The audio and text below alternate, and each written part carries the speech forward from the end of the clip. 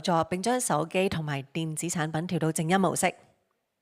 Please note the event will be conducted in both English and 普通話, with simultaneous interpretation in English, 普通話, and Cantonese.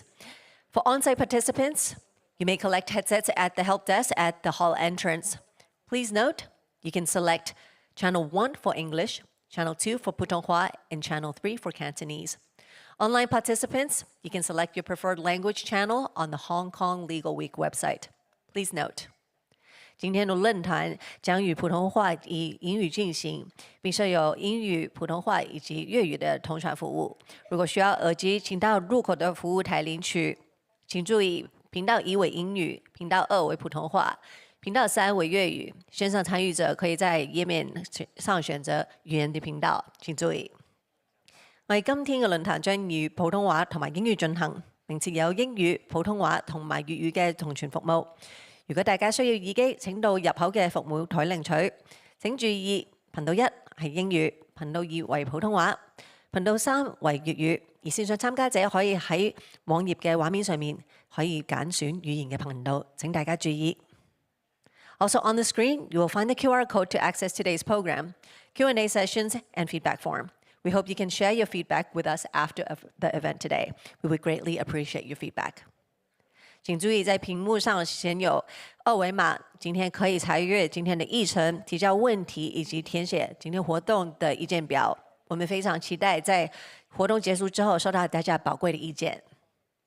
請注意，大家喺熒幕上面見到有2維碼，可以查閱今日嘅議程、提交問題同埋填寫活動嘅意見表。我哋非常期待喺活動結束之後收到大家寶貴嘅意見。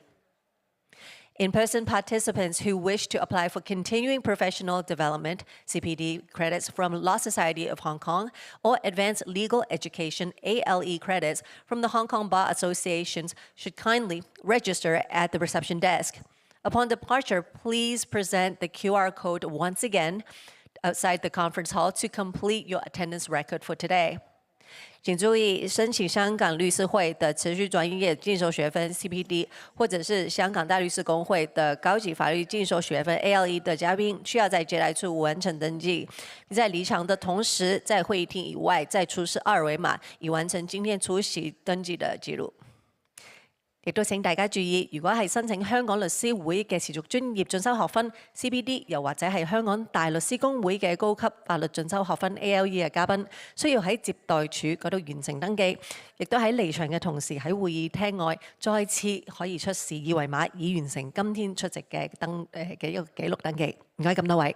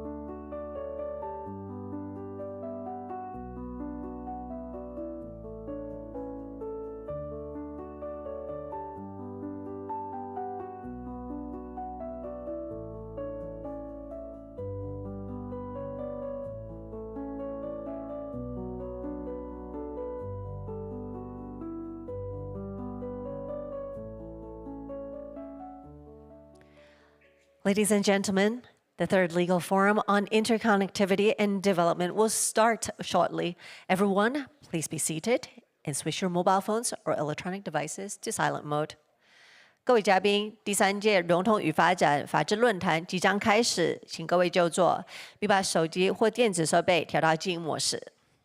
各位嘉賓，第三屆融通與發展法治論壇即將開始，請各位就座並將手機或電子設備調到靜音模式。Please note the event today will be conducted in both English and Putonghua, with simultaneous interpretation in English, Putonghua, and Cantonese. On-site participants may collect headsets at the help desk at the hall entrance. Please note, Channel 1 is for English, Channel 2 is for Putonghua, and Channel 3 is for Cantonese. Online participants, you may select your preferred language channel on the Hong Kong Legal Week website.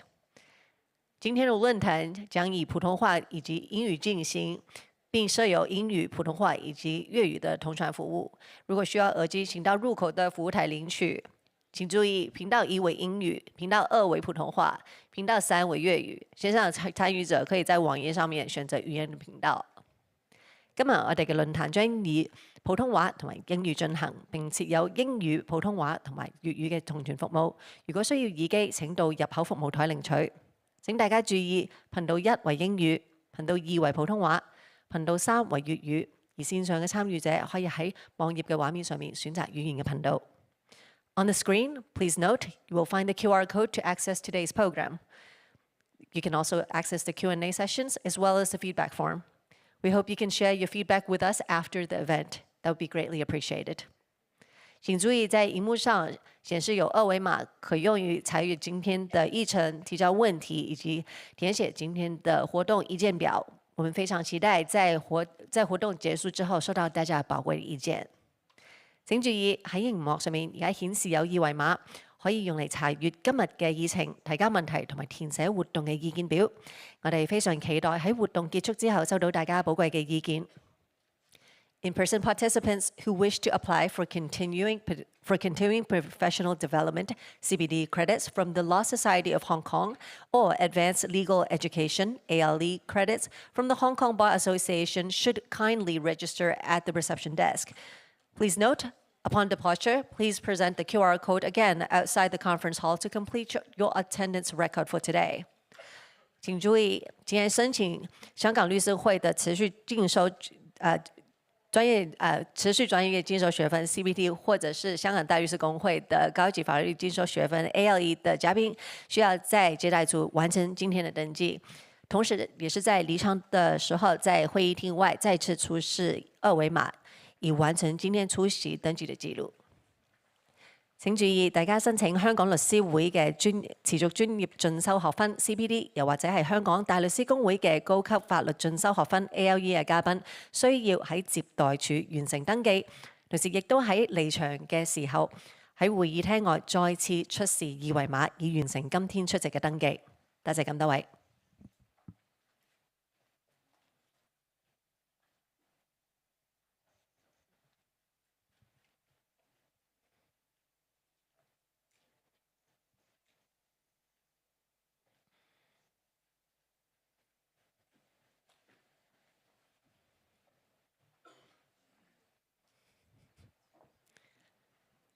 Good afternoon and welcome back, everyone. Deputy Commissioner, Mr. Zhang Changwei, the Honorable Mr. Paul Lampton-Kwok, distinguished guests, ladies and gentlemen, good day once again. Welcome to the third legal forum on interconnectivity and development, co-organized by the Office of the Commissioner of the Ministry of Foreign Affairs of the People's Republic of China in the Hong Kong Special Administrative Region and the Department of Justice. Just to reintroduce myself once again, my name is MC Melody Kwan, and I am your MC for this afternoon. Before we begin our program for today, I would like to invite everyone to join me in observing a moment of silence. Last week, a devastating fire in Tai Po claimed many lives and left many injured. Let us take a moment to remember those who lost their lives, those that are still recovering, those missing, and all the families and individuals affected by this tragedy. In order to maintain a solemn atmosphere to show the respect to them, everyone, please refrain from giving applause or clapping hands during the ceremony today. May I now invite all of you to please stand up and observe 1 minute of silence with me.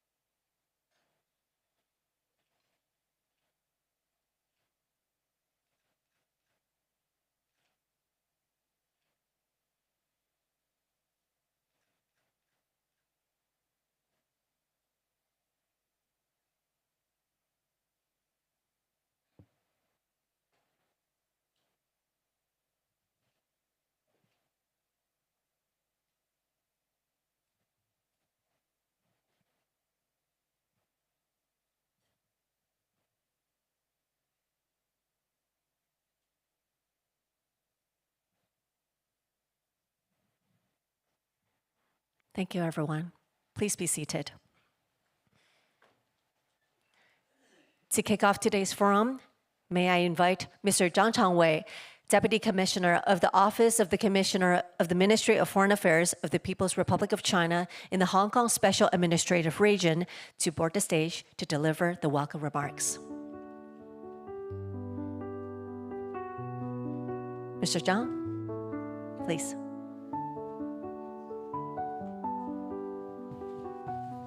Thank you.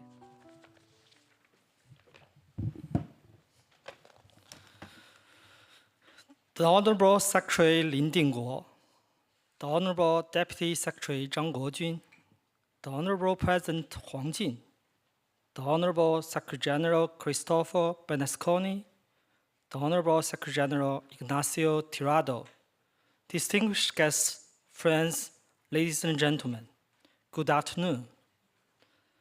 Before delivering my remarks, I would like to express, on behalf of the Commissioner Cui Jianchun and the Commissioner's Office, our deepest condolences over the tragic fire incident in Taipu.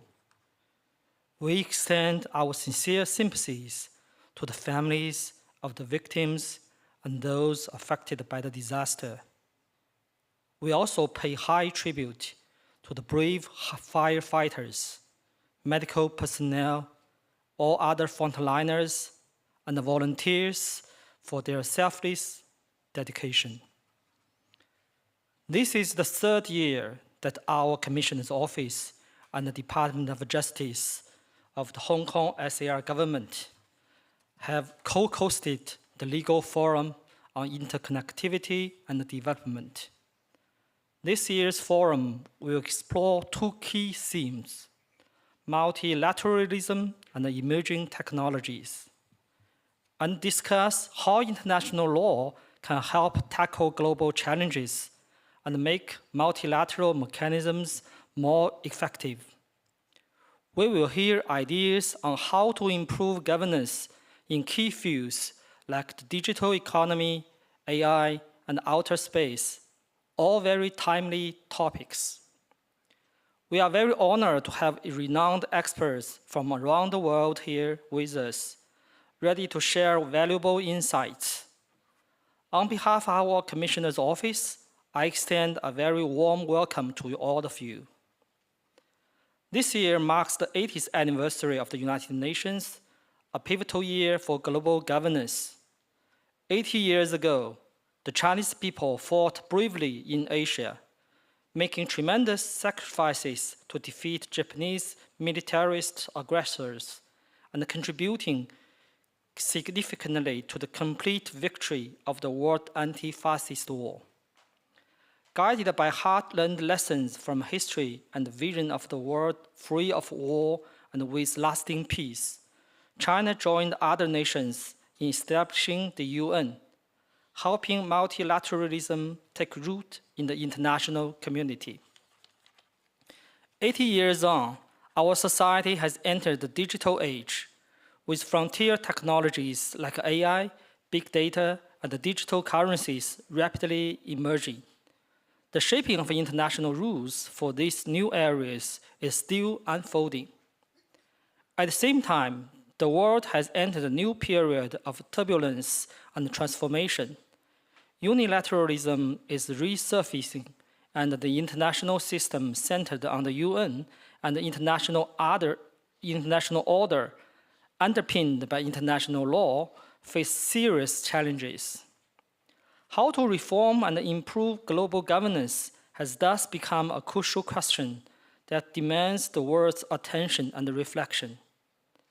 In September this year, President Xi Jinping put forward the Global Governance Initiative at the Shanghai Cooperation Organization Plus, offering China's answer to this question of our times. The initiative states the principles, approaches, and pathways for reforming and improving global governance. It adds stability and certainty to an unstable and uncertain world, and demonstrates China's role as a responsible major country in the world. First, the initiative champions sovereign equality and promotes global governance through broad participation. It upholds that all countries, regardless of their size, strength, or wealth, have the right to choose their own social systems and development paths, and to participate in international affairs on an equal basis. It is definitely unacceptable that certain countries are at the table while others are on the menu. Second, it upholds international rule of law and advances just and orderly global governance. The initiative advocates that international rules should be formulated based on broad consensus, and that international law must be applied uniformly and interpreted in good faith.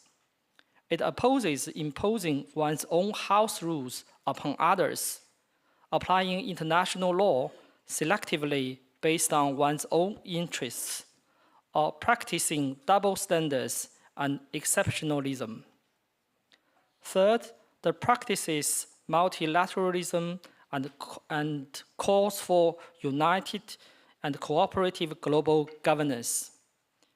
The initiative asserts that global affairs should be discussed by all, the governance system built by all, and its outcomes shared by all.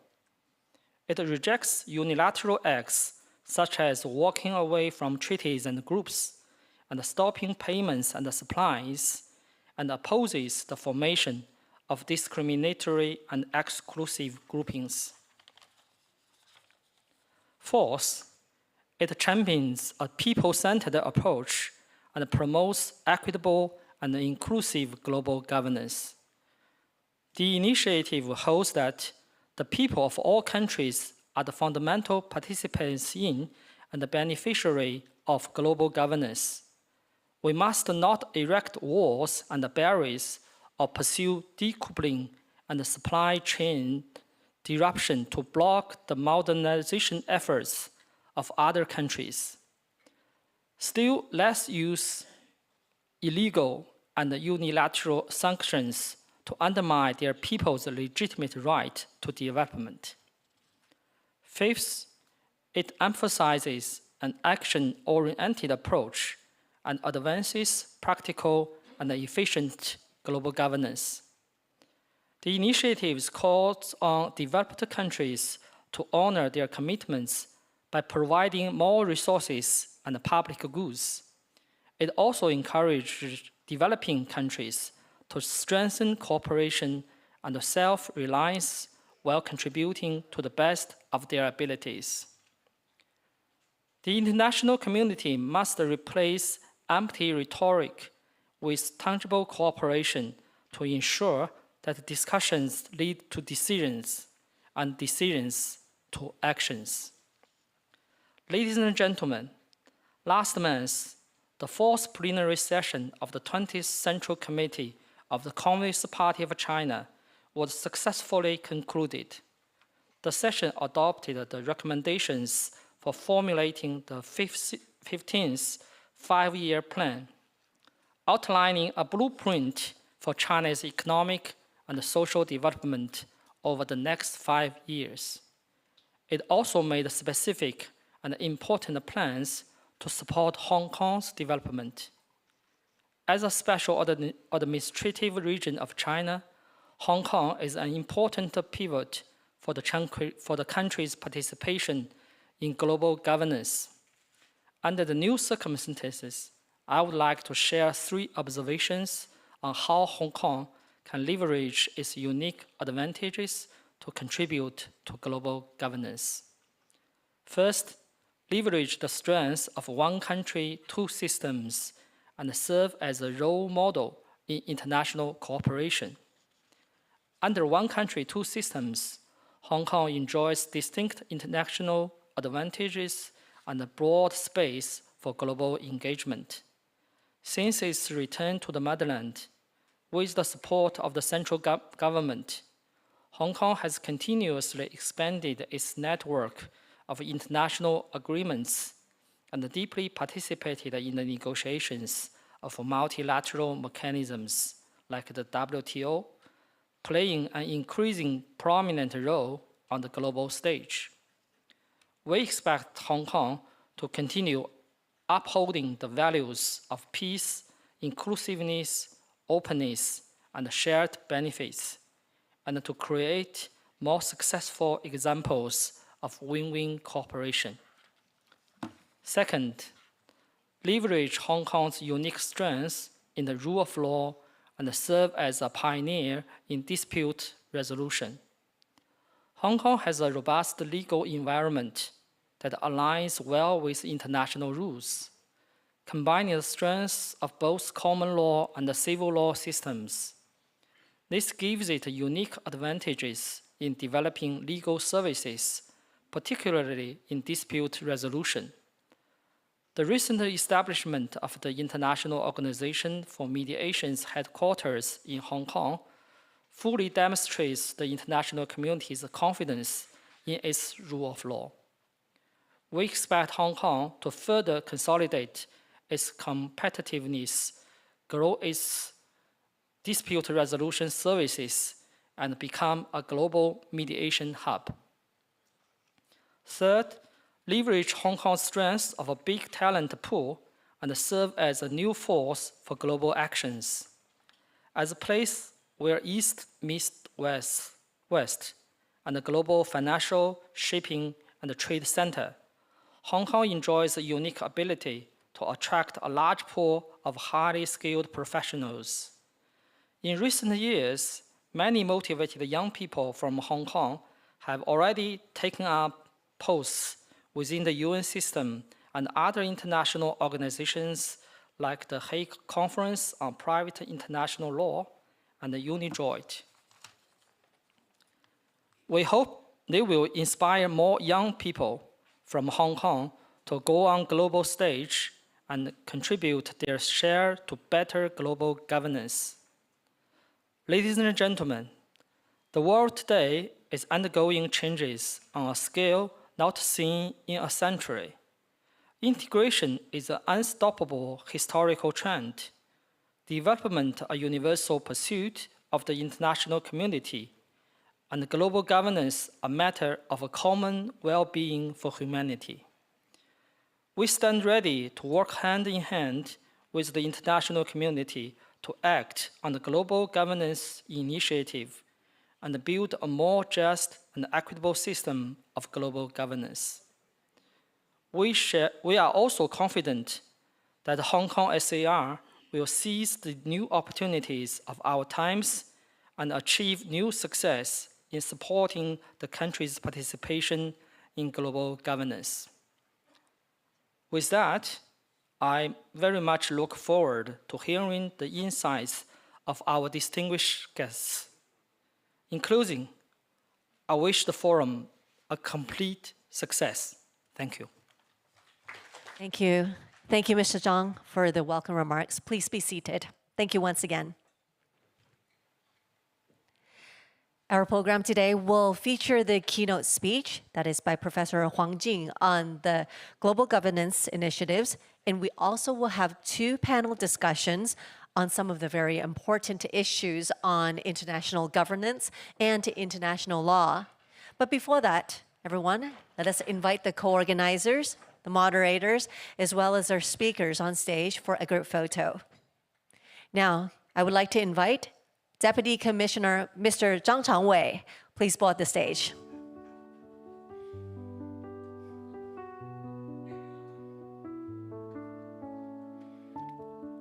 Thank you. Secretary for Justice, Mr. Paul Lam.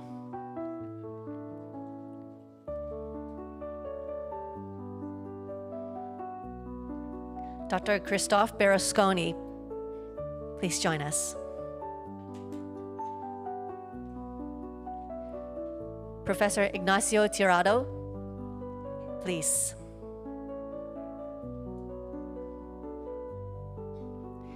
Deputy Secretary for Justice, Mr. Chen Kuo-kwan.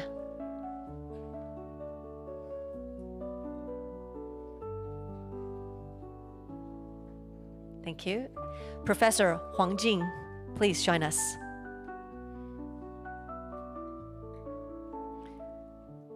Professor Zhao Yun, please. Professor Wang Guiguo.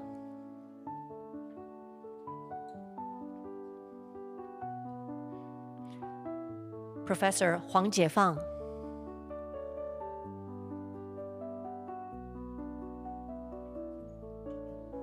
Welcome.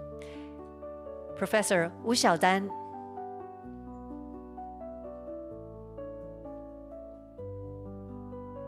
Thank you for joining us.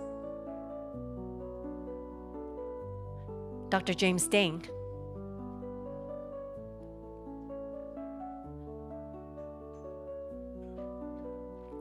Last but not least, Ms. Zhou Qian, please join us.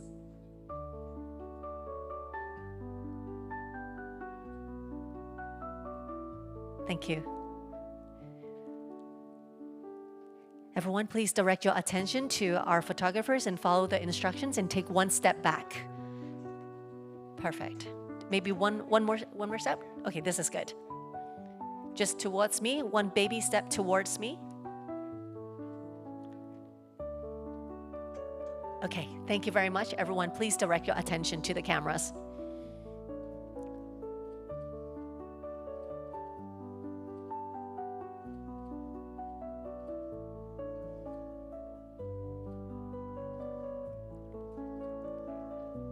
Let's take a few more. Thank you for holding.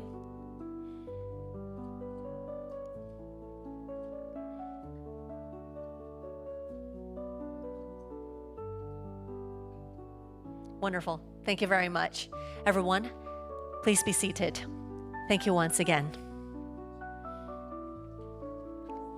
Please follow the instructions from our lovely staff. Thank you.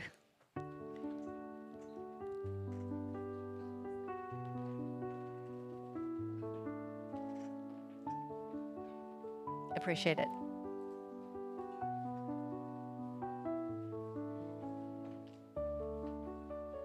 Thank you once again. Ladies and gentlemen, it is time for the keynote speech. Please note that the keynote speech will be delivered in Putonghua.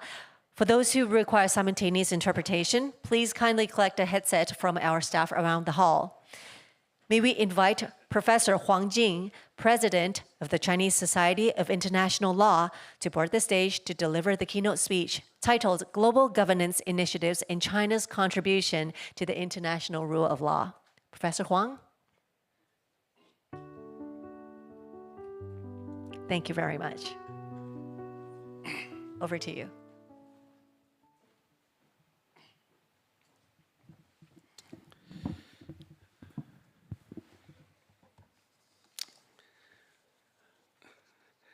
尊敬的张昌伟特派员，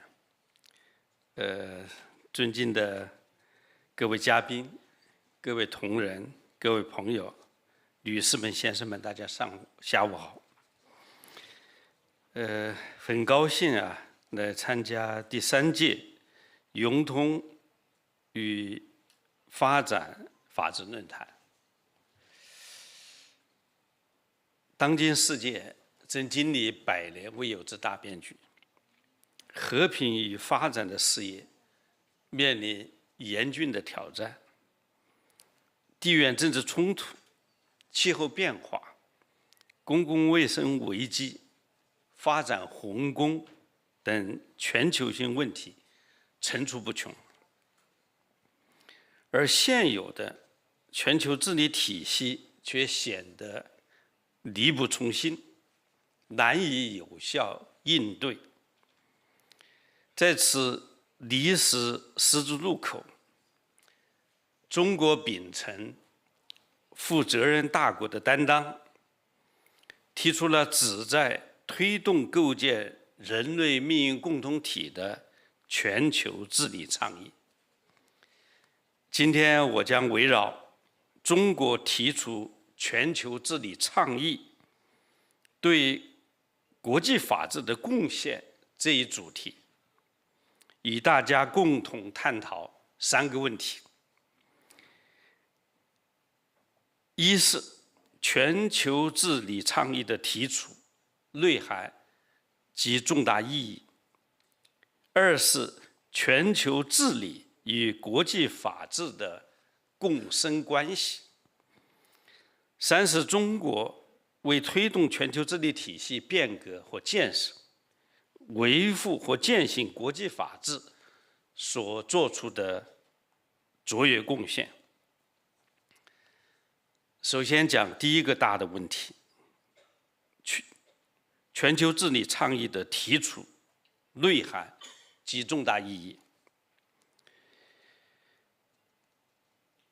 今年的9月1号，习近平主席在天津上合组织峰会开会时他面向世界郑重宣誓，我愿提出全球治理倡议，同各国一道，推动构建更加公正合理的全球治理体系，携手迈向人类命运共同体。这次提出的全球治理倡议是继全球发展倡议、全球安全倡议、全球文明倡议之后，为进一步应对全球性挑战，破解全球治理难题而提出的系统性治理方案。这一倡议并非凭空产生，它根植于对当前全球治理体系严重失衡的清醒认识。长期以来，全球治理话语权过度集中于少数发达国家，规则制定往往服务于特定国家的利益，未能充分反映广大发展中国家的呼声和世界格局的深刻变化。而且，当前国际形势变乱交织，以联合国为核心的国际体系和多边主义受到严重冲击，全球治理迟滞持续扩大。面对世界怎么了，我们怎么办这一时代之问，中国国家领导人高瞻远瞩，正式提出了以共商、共建、共享为核心理念的全球治理观，并将其系统化、深化为全球治理倡议。这是对单边主义、保护主义、孤立主义和霸权主义的强有力回应，是为完善全球治理体系提供的中国方案。全球治理倡议的内容非常丰富。中国提出全球治理倡议，是要聚焦回答构建什么样的全球治理体系，如何改革完善全球治理这个时代问题，以便维护联合国宪章宗旨和原则，践行共商共建共享的全球治理观，推动构建更加公正合理的全球治理体系，携手迈向人类命运共同体。全球治理倡议的内涵可以概括为5个坚持：一是坚持主权平等，这是全球治理的首要前提。大家知道，主权平等是国际法的基本原则，其真谛在于各国无论大小、强弱、贫富，主权和尊严必须得到尊重，内政不用干涉，都有权自主选择社会制度和发展道路，都有权在全球治理进程中平等参与、平等决策、平等受益。二是坚持国际法治，这是全球治理的根本保障。国际法是国际社会的行为规范，是全球治理之重器，也是世界上通行的话语体系。国际法治则是国际社会基于国际法原则、规则、制度开展全球治理的法治活动。因此，国际社会必须坚定维护以联合国宪章宗旨和原则为基础的国际关系基本准则。对于新兴领域，要在广泛共识的基础上加快制定国际规则，要一体构建包含国际立法、国际执法、国际司法、国际守法、国际法律服务等内容的国际法治体系，确保国际法规则平等统一适用，不搞双重标准，特别是要维护和增强国际法的权威性、严肃性、强制性和执行力。三是坚持多边主义，这是全球治理的基本路径。真正的多边主义要求坚持共商共建共享的全球治理观，全球事务由大家一起商量，治理体系由大家一起建设，治理成果由大家一起分享，不能搞单边主义。联合国是践行多边主义、推进全球治理的核心平台，所以我们要坚定维护联合国的地位和权威，切实发挥联合国在全球治理中不可替代的重要作用。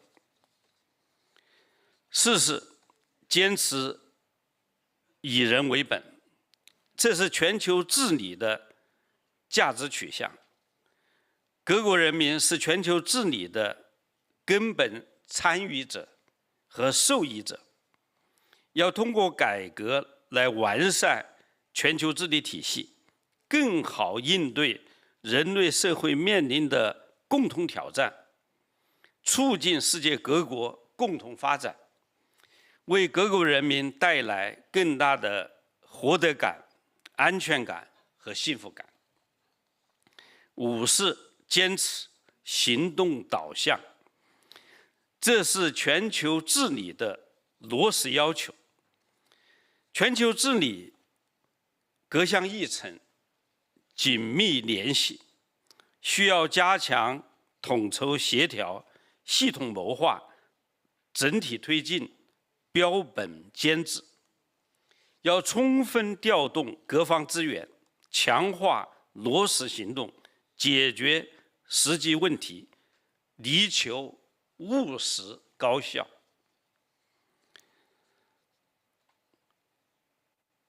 通过我们介绍全球治理倡议的主要内容，我们看到全球治理倡议的意义重大。全球治理倡议的重大意义在于，它指明了全球治理体系改革和建设的方向。它超越了灵活博弈的旧思维，倡导构建一种更加公平、公正、包容的国际秩序。它不仅是中国提出的倡议，更是面向全球的公共产品，为所有国家，特别是发展中国家，提供了参与治理、表达诉求的新平台和新机遇。第二个大的问题全球治理与国际法治的共生关系。我们在讨论了全球治理倡议本身之后，我们再来审视全球治理与国际法治之间不可分割的内在联系。可以这样说，全球治理是目标，国际法治是实现这一目标的根本路径和保障。两者的共生关系我们可以从3个方面来解读第一个方面是国际法治是全球治理的基石，没有规矩不成方圆。在一个由200多个主权国家组成的国际社会中，任何有效的治理都离不开公认的国际法原则、规则和制度。从联合国宪章确立的主权平等、和平解决争端等基本原则，到海洋法、投资贸易法、环境法等专门领域的国际条约体系，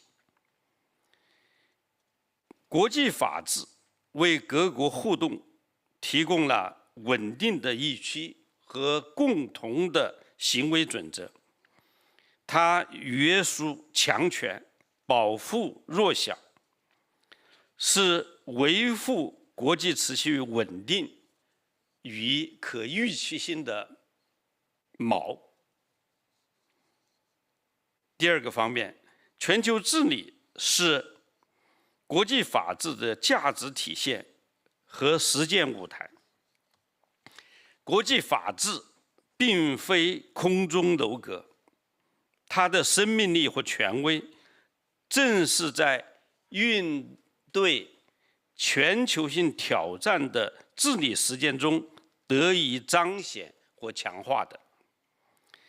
当我们通过巴黎协定共同应对气候变化，通过 WTO 规则处理贸易摩擦，通过世界卫生组织框架协调抗疫合作时，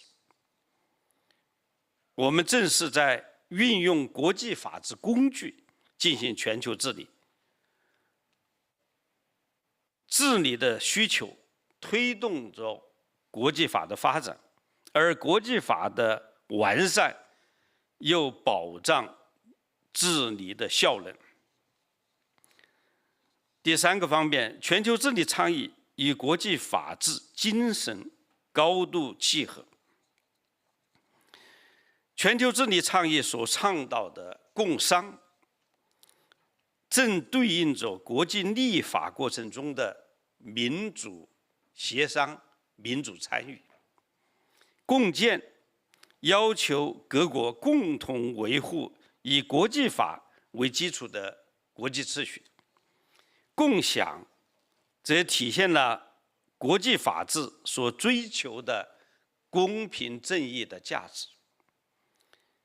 因此推动全球治理倡议，本质上就是推动一种更加成熟、完善、公正的国际法治。第三个大的问题，最后一个问题，中国为推动全球治理体系变革和建设，维护或践行国际法治所做出的卓越贡献。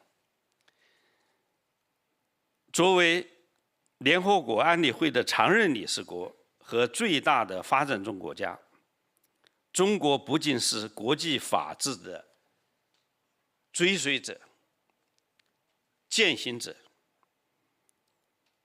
也是坚定的维护者、积极的建设者和贡献者。从新中国成立开始我们中国在国际法治领域做出了不少贡献。比如说，在国际法理念方面，我们提出过3个世界：和平共处、平等互利、一国两制、和平发展、人类命运共同体等理念。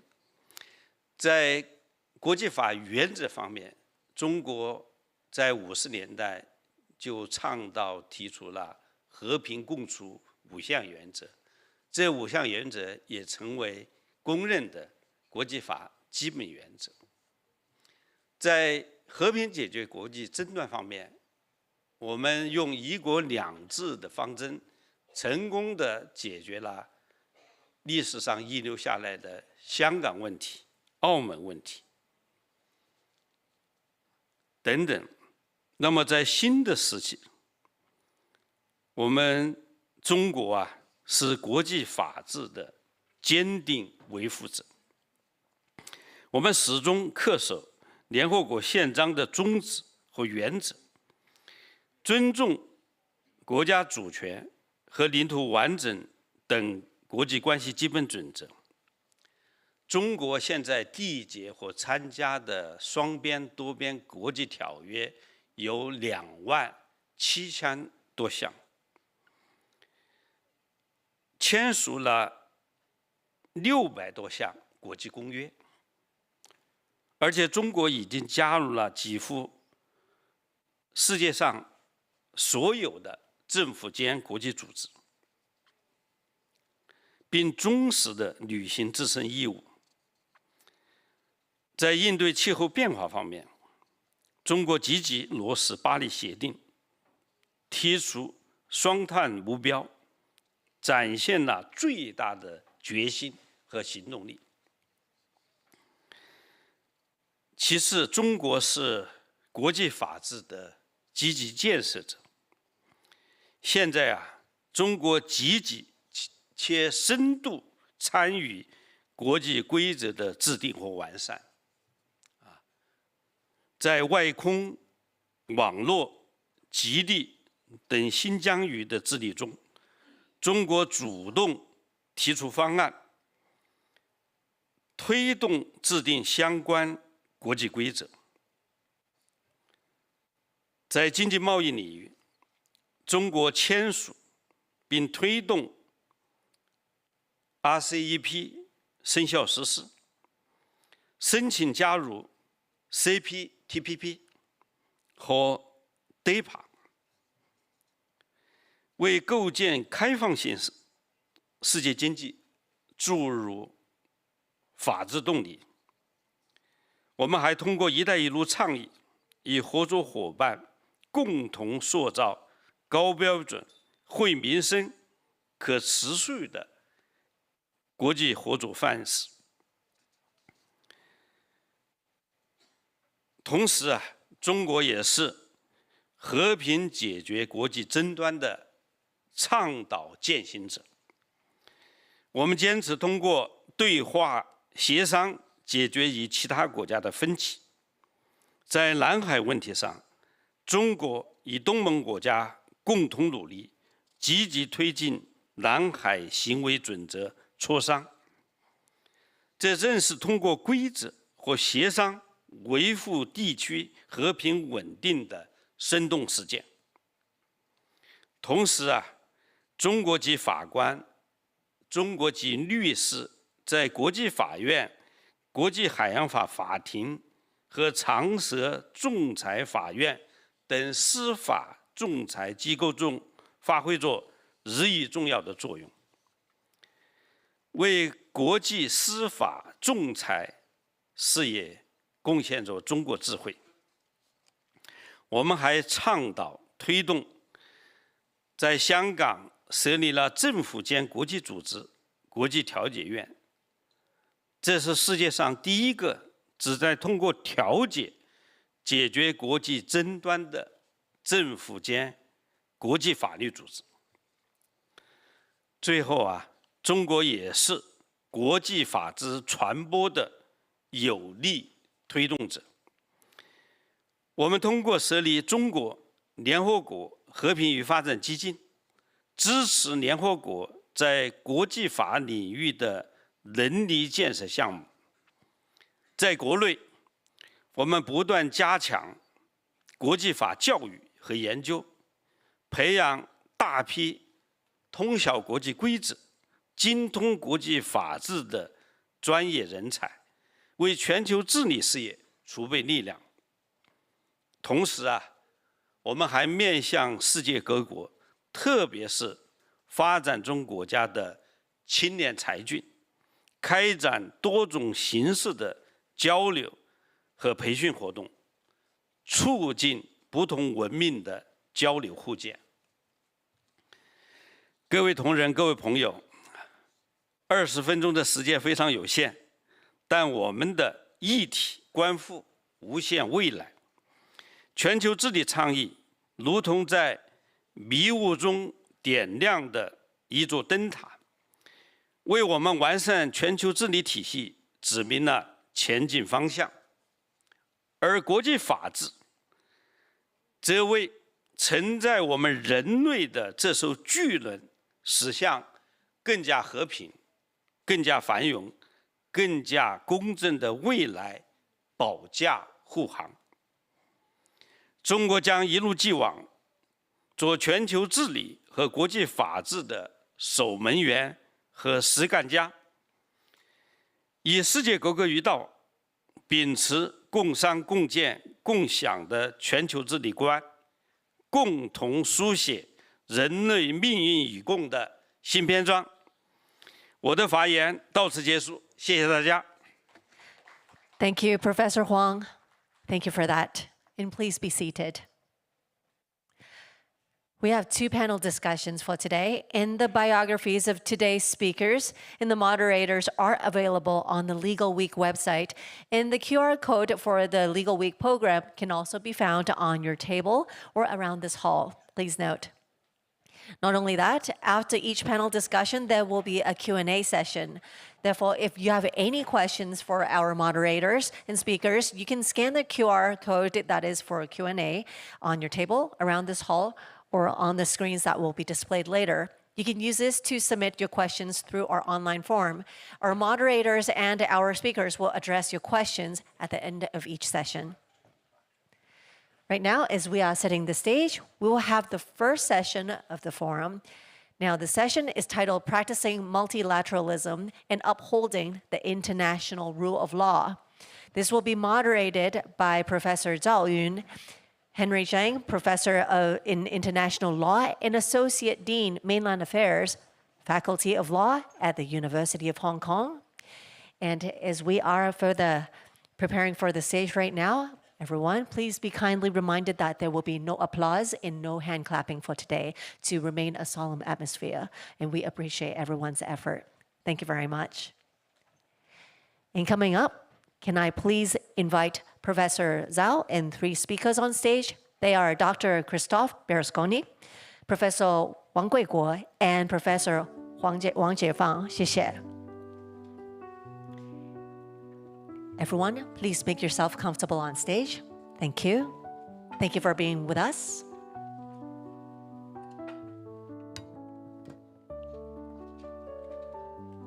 Thank you.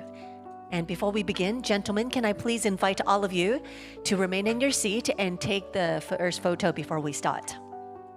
And after that, I will pass that to you. Thank you, Professor Zhao. And please direct your attention to our photographers right now.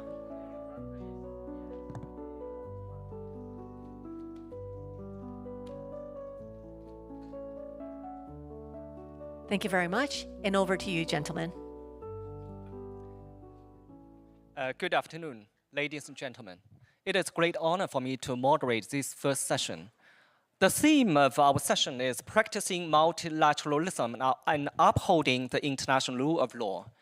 In an era of increasing global fragmentation and complex challenges, from climate change to digitalization and beyond, a robust and collaborative framework is not an ideal, but a necessity.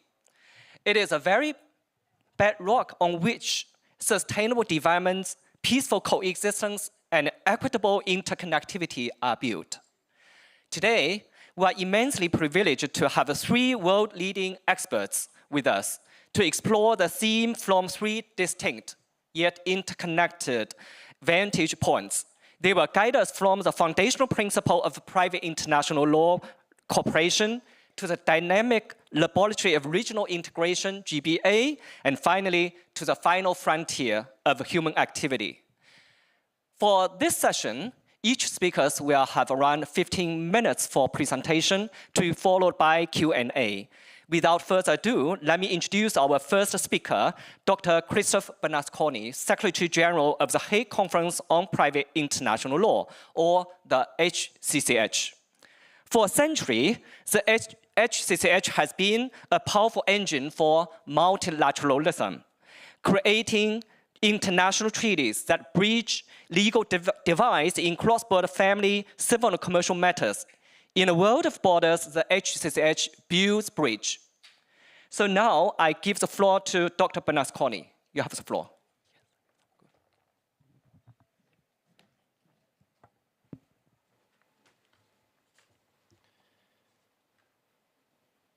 Deputy Commissioner Zhang, distinguished colleagues, ladies and gentlemen, at the outset, can I thank the Commissioner's Office and the Department of Justice for the kind invitation to be part of this 3rd Legal Forum on Interconnectivity and Development. And also, before I begin, I wish to express our deepest sympathy to all those affected by the terrible fire in Taipo. Our thoughts and prayers are with the victims and their families and communities. Today, I will speak on the evolution of private international law addressing global challenges from the perspective of the organization I have the honor to represent, the Hague Conference on Private International Law, or indeed the HCCH, as we like to call it these days. Our work, our mandate, the development of unified rules of private international law, and indeed our daily reality are deeply intertwined with the evolution and practice of multilateralism and with respect for the rule of law. This close connection between our work, multilateralism, and the rule of law is not an abstract principle. It is the practical foundation that enables cross-border life to function predictably and fairly. From that perspective, there is a simple statement I often use to describe what we do. A statement that, to me, captures a fundamental truth about today's interconnected world. And that is that we live in a world of private international law. Whether we notice it or not, private international law shapes countless aspects of modern life. When businesses sign contracts with partners on other continents, when consumers buy goods online from abroad, when courts determine which law governs a dispute spanning jurisdictions, or when a parent wrongfully removes a child across borders, private international law is already at work. It is part of the invisible infrastructure that makes our interconnected world possible.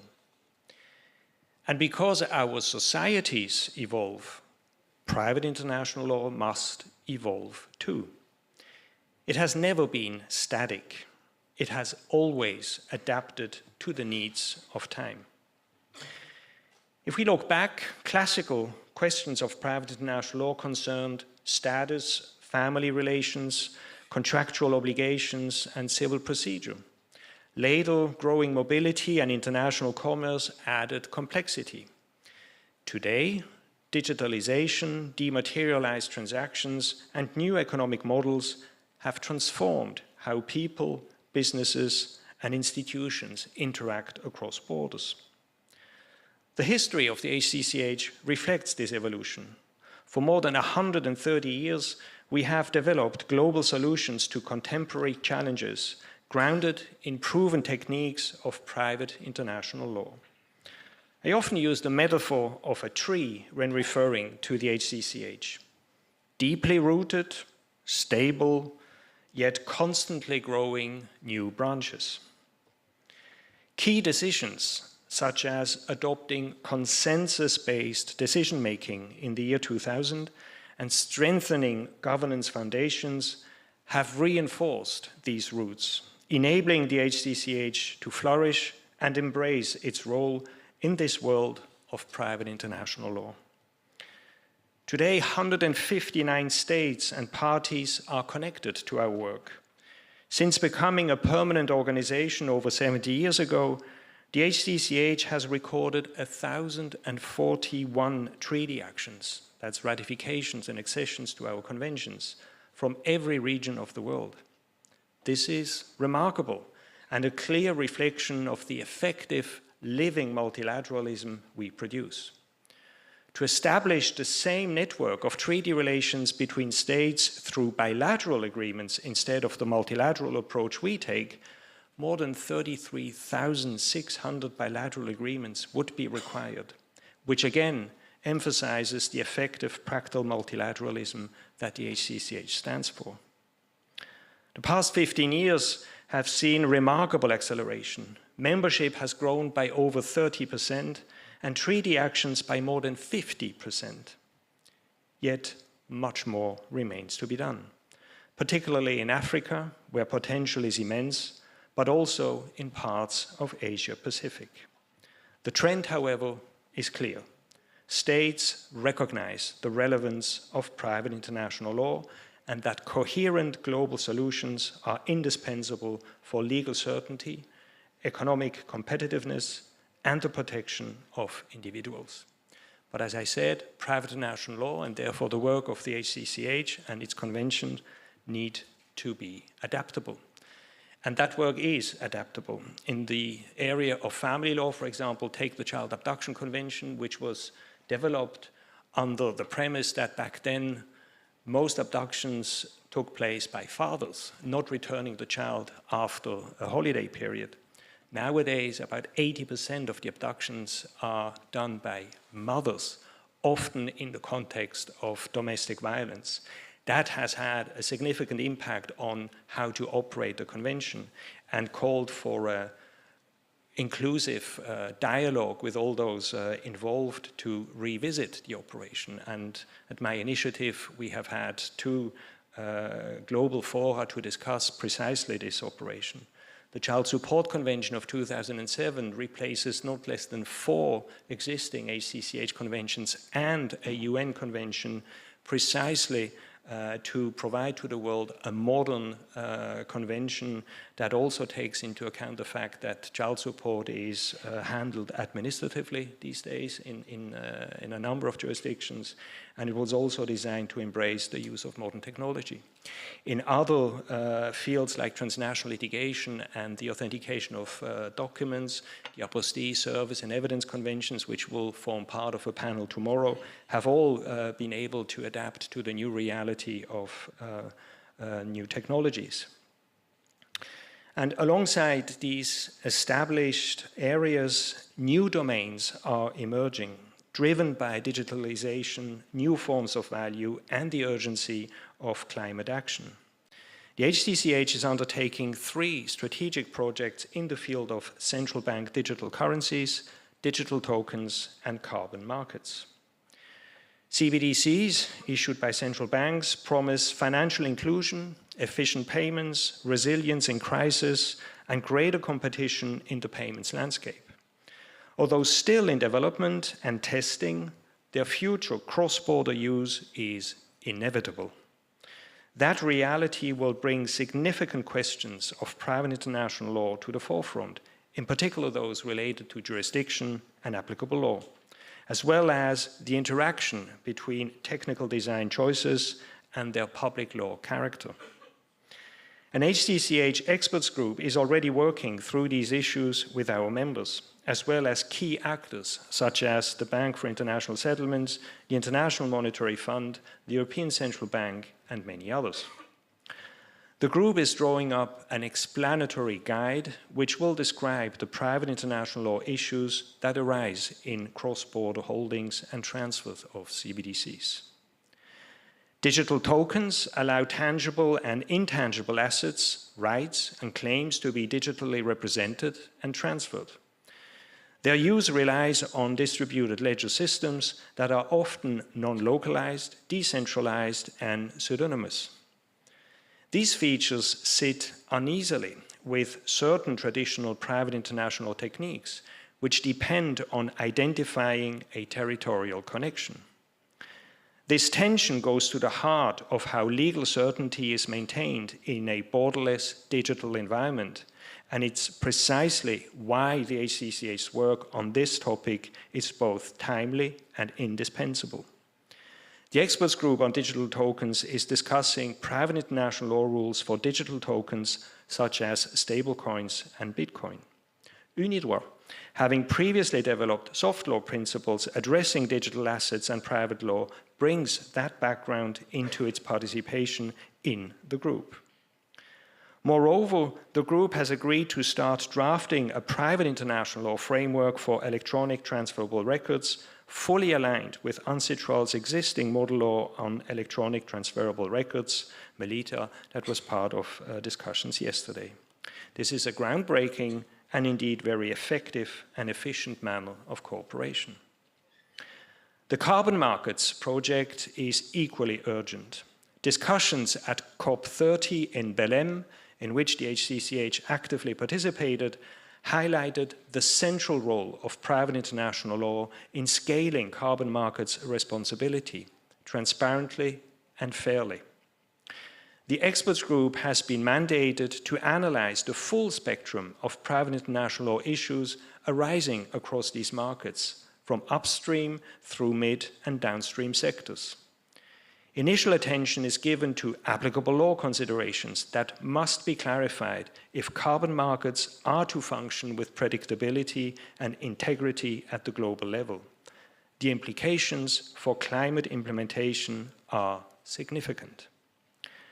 These projects differ in context but share a common challenge: technologies that unsettle assumptions on which private international law has long relied. Yet the core questions remain: jurisdiction, applicable law, recognition and enforcement, as well as cooperation. Our work is essential to ensure these questions are answered in ways that support innovation, resilience, and the global public interest. These initiatives show that private international law must, can, and does adapt to new realities. Yet as we innovate, we cannot ignore the broader context. The international legal order itself is under strain. Multilateralism and respect for the rule of law are under pressure. Fragmentation looms as national or regional approaches proliferate. In such times, organizations that deliver effective, practical multilateralism that makes a tangible difference to individuals, families, and businesses are more vital than ever. This, in fact, is the HCCH model. all members participate on an equal footing. Sovereignty is respected. Decisions are taken by consensus, and the operation of our instruments is being monitored so that they remain living tools. This approach resonates with principles underlying the Global Governance Initiative, as we've just heard from Professor Wang, which also emphasizes inclusiveness, cooperation, equal sovereignty, shared responsibility, and the need for monitoring of implementation. In a world marked by uncertainty, such principled multilateralism is indispensable. Since we truly live in a world of private international law, the work of the HCCH has never been more important. As the only global organization mandated to unify private international law, we carry both profound responsibility and extraordinary opportunity to provide the legal infrastructure that supports cross-border life, business, and justice, to uphold a predictable and coherent global legal ecosystem, and ultimately to strengthen the international rule of law. Practicing multilateralism and upholding the rule of law through the development of effective, practical, and consensus-based rules of private international law. This is and will remain the core of the HCCH's mission for decades to come. We will continue to link laws and bridge worlds. Thank you. Thank you, Dr. Bernasconi, for the illuminating presentation. You have shown us that the intricate work of the HCCH, how to harmonize private international law. Actually, this is a cornerstone of a stable and predictable international system. It is a multilateralism working on the ground for people and businesses alike. This concept of building regional legal coherence brings us perfectly to our next speaker, Professor Wang Guiguo. Professor Wang is a towering figure in international economic law and leading legal scholar from Zhejiang University. Professor Wang will shift our focus from global to the regional, with a specific lens on the GBA, which represents one of the most ambitious regional integration projects in the world, bringing together 3 distinct legal jurisdictions under the one country, 2 system framework. Professor Wang, you have the floor. Thank you very much. Honorable Commissioner Zhang Chengwei, President Huang Jin, ladies and gentlemen, we are in a moment of sorrow. We express our deepest condolences to those loved ones we lost. At the same time, I must say that this is a moment of love of this society. Over the last few days, I received a number of messages from several countries. They expressed their love to the people in Hong Kong, their concern not only to those who are directly affected, but also to Hong Kong as a whole. What does this show? It shows interconnectivity. According to Chinese traditional culture, the very source of I Ching, or book of changes, it says that the deepest misfortune will bring good luck.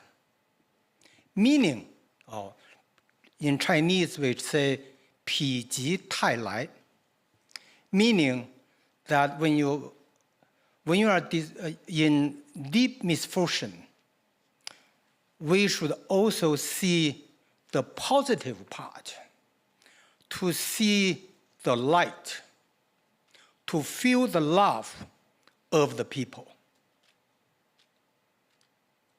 Why?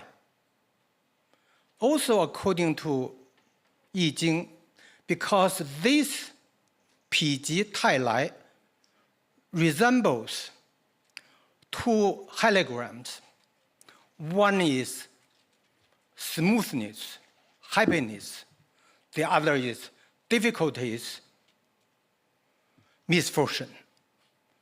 In Chinese, it's 泰卦 and 否卦. In the very first line of the sixth holograms, sixth line holograms, it says, the grasses, when you pull the grasses from the land, you will see that the roots of the grasses are interconnected. They cannot be separated. You pull one grass out, others would be affected. And this is exactly the world today. We are all grasses. We are different type of grasses. We are not the same. That resembles the diversity of the world. The interconnection of the roots of the grasses shows that this world is deeply connected. Also, our feelings are resonant. When one part of the world says something happens in that part of the world, other parts will feel it. When someone is happy, that happiness is shared. When someone suffers, the suffering is shared also by other people. And this is globalization. In this globalized world, what do we need? Of course, we are interconnected. We need some rules to guide our activities. And that is the rule of law. Rule of law is considered, at least to the present, the most efficient means of governance. But what is the rule of law?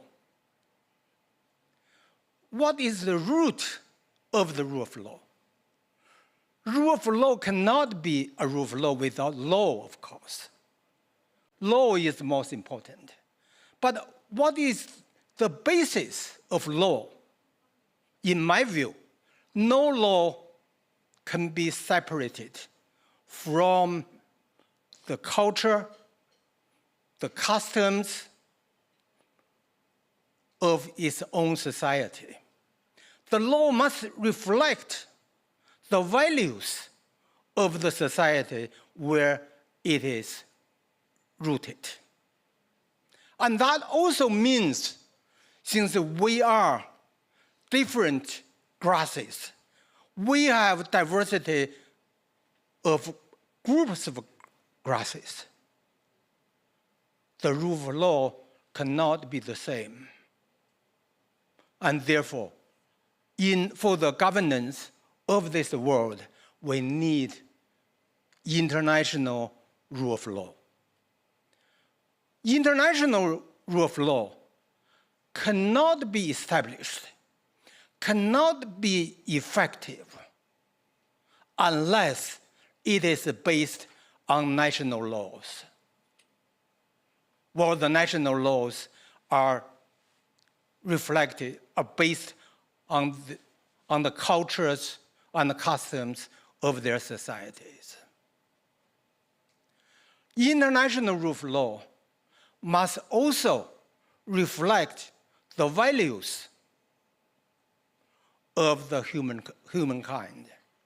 Do we have a shared value?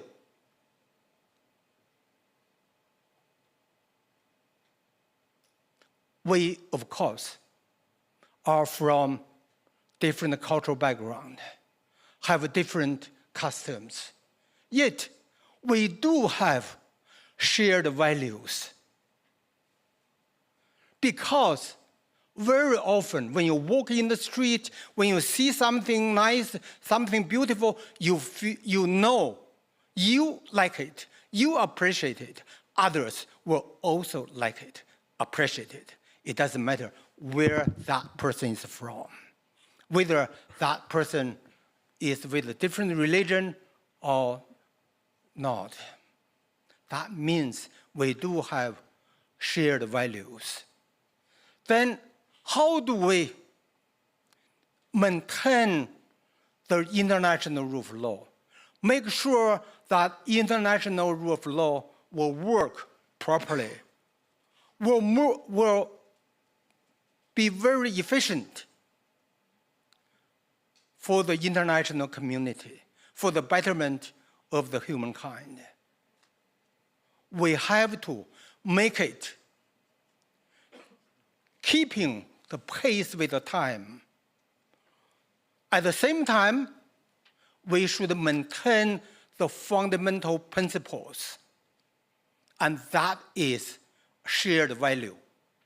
In my view, that shared value is reflected in the Charter of the United Nations, based on which the international law order has been established. And the essence of the Charter should be maintained. At the same time, we have to make sure that the Charter will be interpreted, will be enforced in accordance with the changing environment. That is also in accordance with the Chinese traditional culture. While making such changes, it doesn't mean we should forget about our directions. Our direction is very, very clear. That is, we should make this world a better one. We should make international rule of law work for everybody, not just for one type of grass, one piece of land of the grass for everybody. How to make it work? We are in Hong Kong. What is so special for Hong Kong? Hong Kong is the interconnected with the East and the West. We see this room. We have a diversity of people here. Not people from one country, not even people from one race. And this shows our interconnectivity.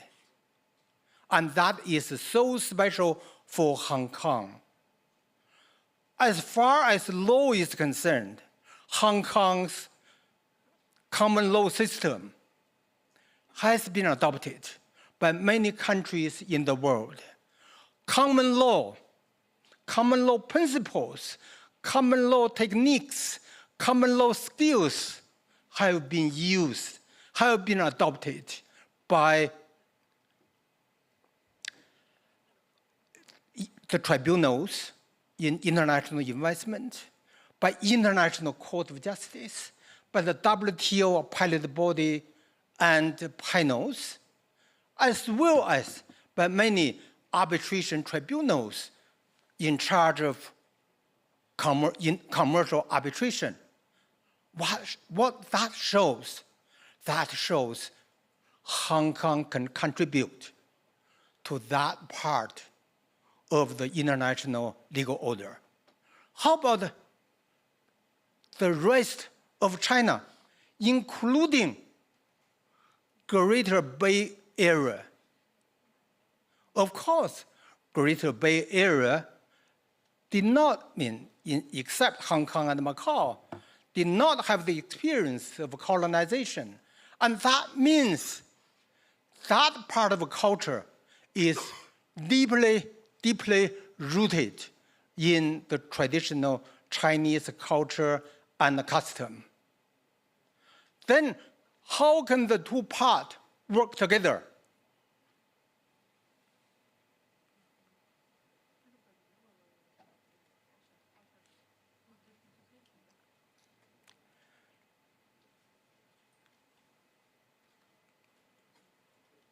Here I would like to quote a famous philosopher, Asian philosopher, Zhu Xi. He wrote a poem. In Chinese, he said, I asked the pond, how can the water be so clear? It is because fresh water flows in from its source. 问渠哪来清如许，唯有源头活水来。That's in Chinese. I think joined together by the people in the greater area, in Hong Kong, cross the border in mainland China, in Macau, I think we Chinese can serve providing a fresh water for the international community, to serve the water to the humankind for their betterness. Thank you very much. Thank you, Professor Wang, for your profound and insightful analysis. It's quite clear that a culture and shared value have very close relationship. The interaction between the two plays a very important role when it comes to the definition of international rule of law. So we can also find out that the GBA is not only an economic engine, but actually very important for legal innovation, as Professor Wang has rightly pointed out. Speaking of global challenges in new frontiers, our final presentation will take us beyond our planet. Professor Huang Jiefang is Secretary General of the Asian Academy of International Law, and also he is a Zhou Gengshen Professor in Wuhan University. The AAIL, Asian Academy of International Law, has been at the forefront of promoting the study and practice of international law in Asia and beyond. Professor Huang will now take us to perhaps the ultimate test of multilateralism and the rule of law, the governance of outer space. Professor Huang, you have the floor, please.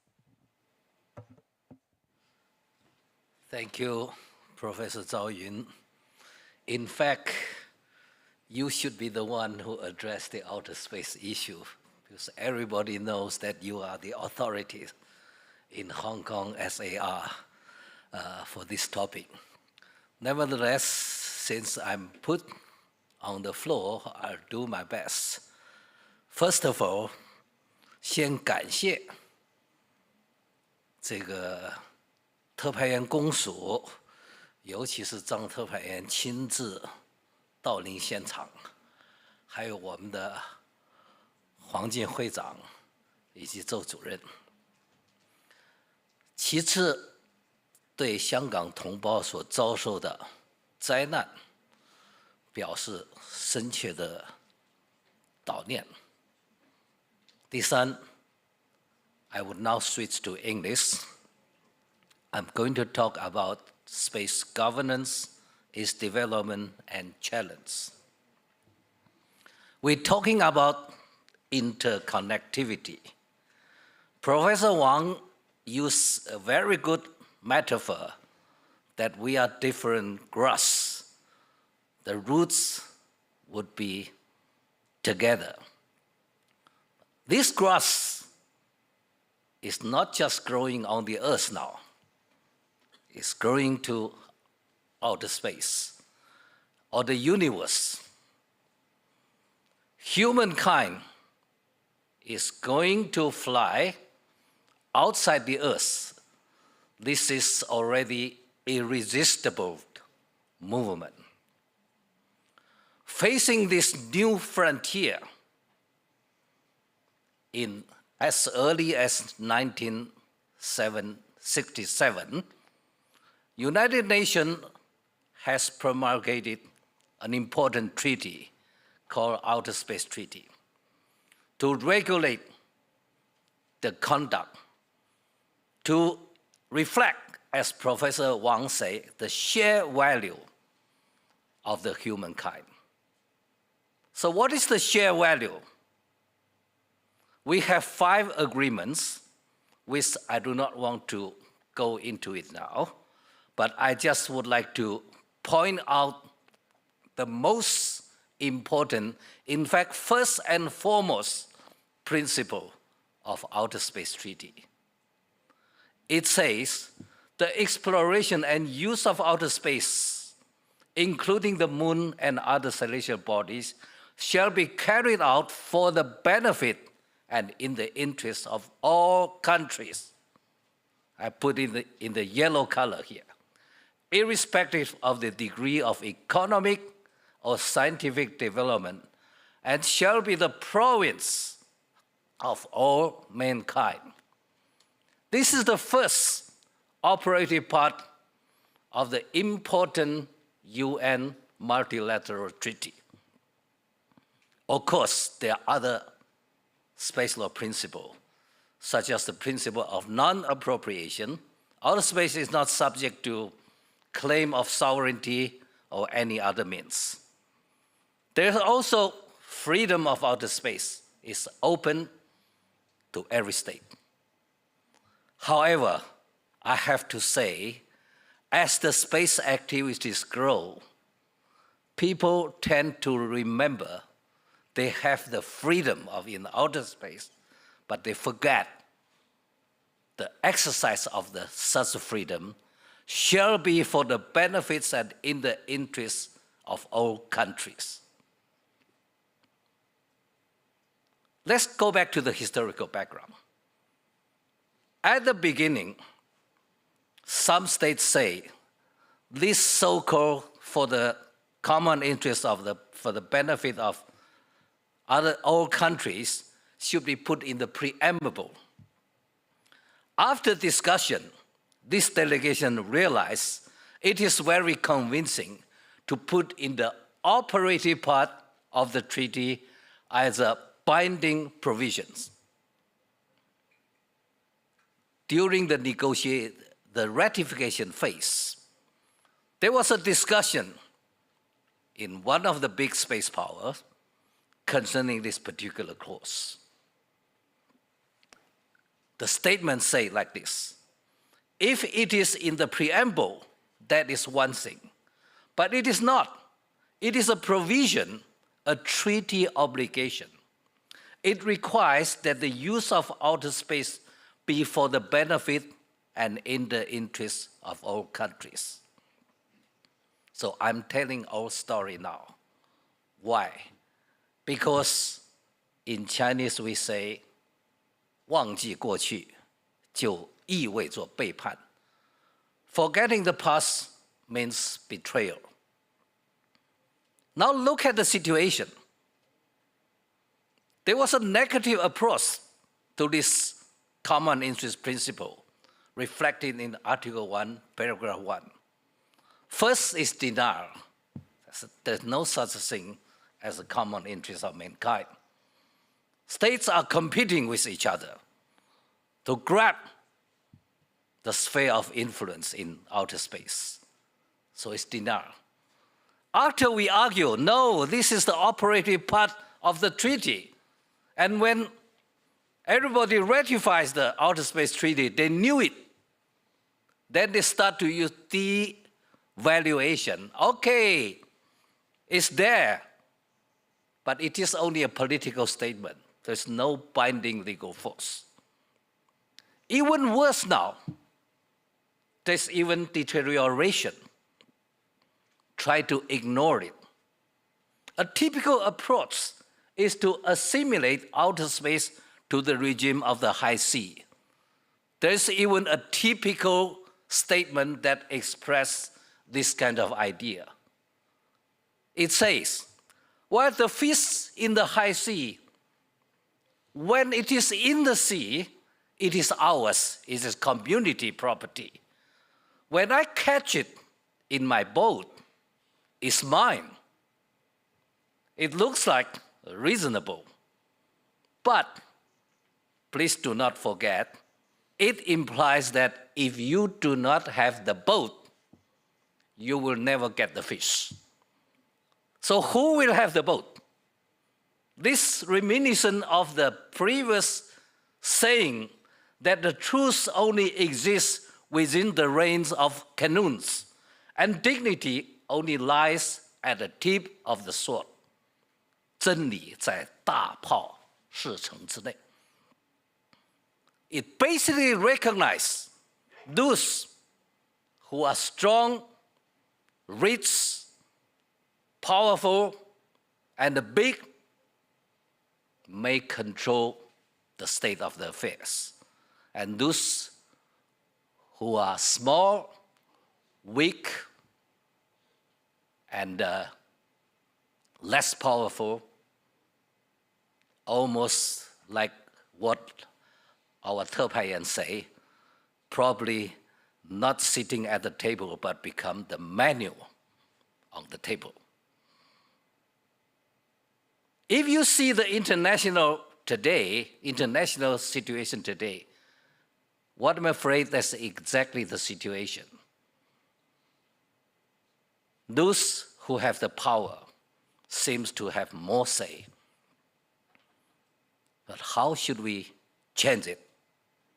Well, we should have the counter approach rather than deny, devaluation, deterioration. We should defend, define, and develop the common interests of humankind. And I have to emphasize my thinking in this forum that in the context of Outer Space Treaty, even it was adopted in 1967, but the spirit coincides with the concept of the 人类命运共同体, the community of mankind for the shared future.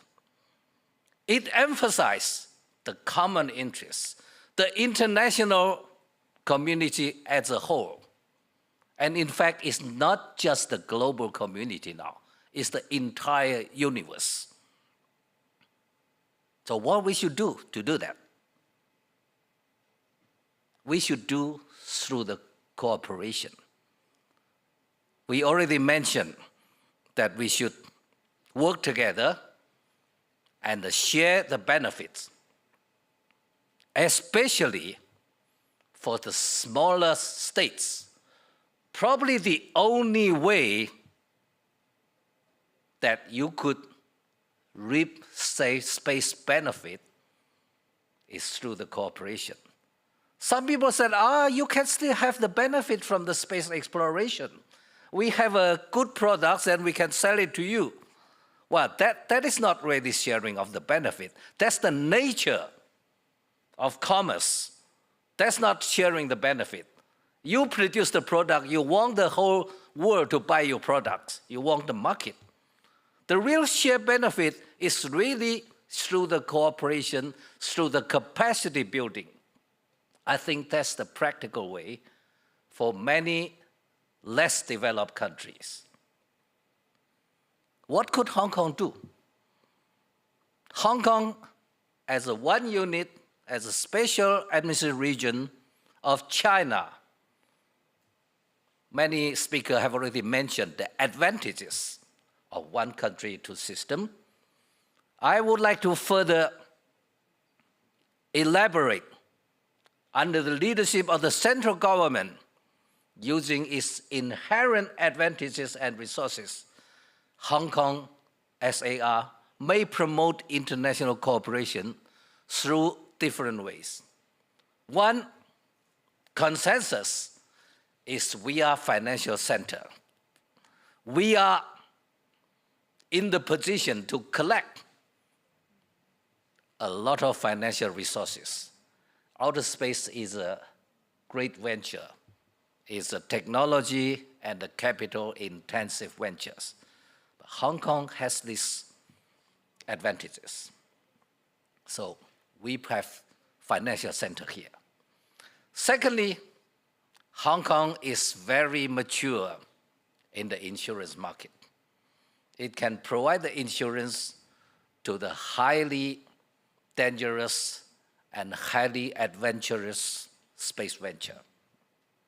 Thirdly, it's more related to our work today here in this room. We can provide legal services. Of course, I will not forget the real efforts to improve the final say in the space legislation. We should strengthen the avant-garde areas of space science and technology. Hong Kong doesn't have so many universities, but 4 or 5 of our universities are listed quite high in the entire world. And many experts develop the technology which have been used either in Shenzhou or Chang'e missions by the mainland China. So this is how Hong Kong can help developing countries through central government to improve the space capacity building. I think that's where we should develop into future sort of Hong Kong. Thank you. Thank you, Professor Huang. So you have given us a very forward-looking presentation. We have noticed that the process of space commercialization and privatization is ongoing, and a lot of challenges are coming up. Now, obviously, multilateralism remains to be a very important tool for us to come up with a legal regime to realize the international rule of law. Unfortunately, given the time constraints, we will not have the Q&A session. So, ladies and gentlemen, I think through the 3 excellent presentations, we have realized that international rule of law is not an abstract concept. We can find out that international rule of law can be realized through the HCCH's approach of lawmaking, concluding international treaties, through the test in the regional integration like the GBA, but also we can find out that it will need to be defended in the new frontier, outer space. Furthermore, we can find out that actually it's rather important. Multilateralism is an important concept that we have to refer to. It is challenging, we must admit, but it remains to be a very effective tool to realize the international rule of law. So with this, we conclude this session. Thank you very much. Thank you. Thank you very much for all the sharing, and thank you, Professor, for being our moderator, and thank you to all of our panelists. Everyone, please be seated. Thank you once again. Thank you.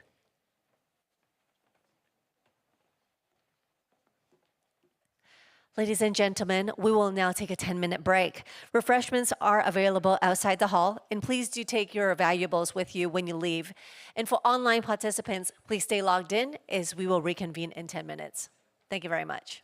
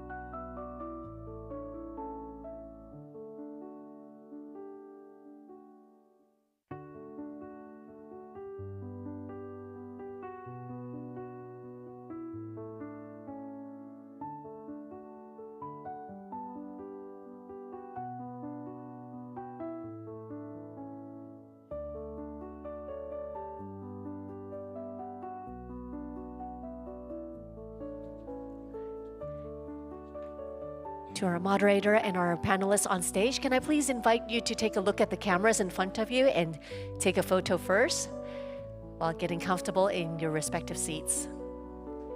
Everyone, please take a photo first. Thank you.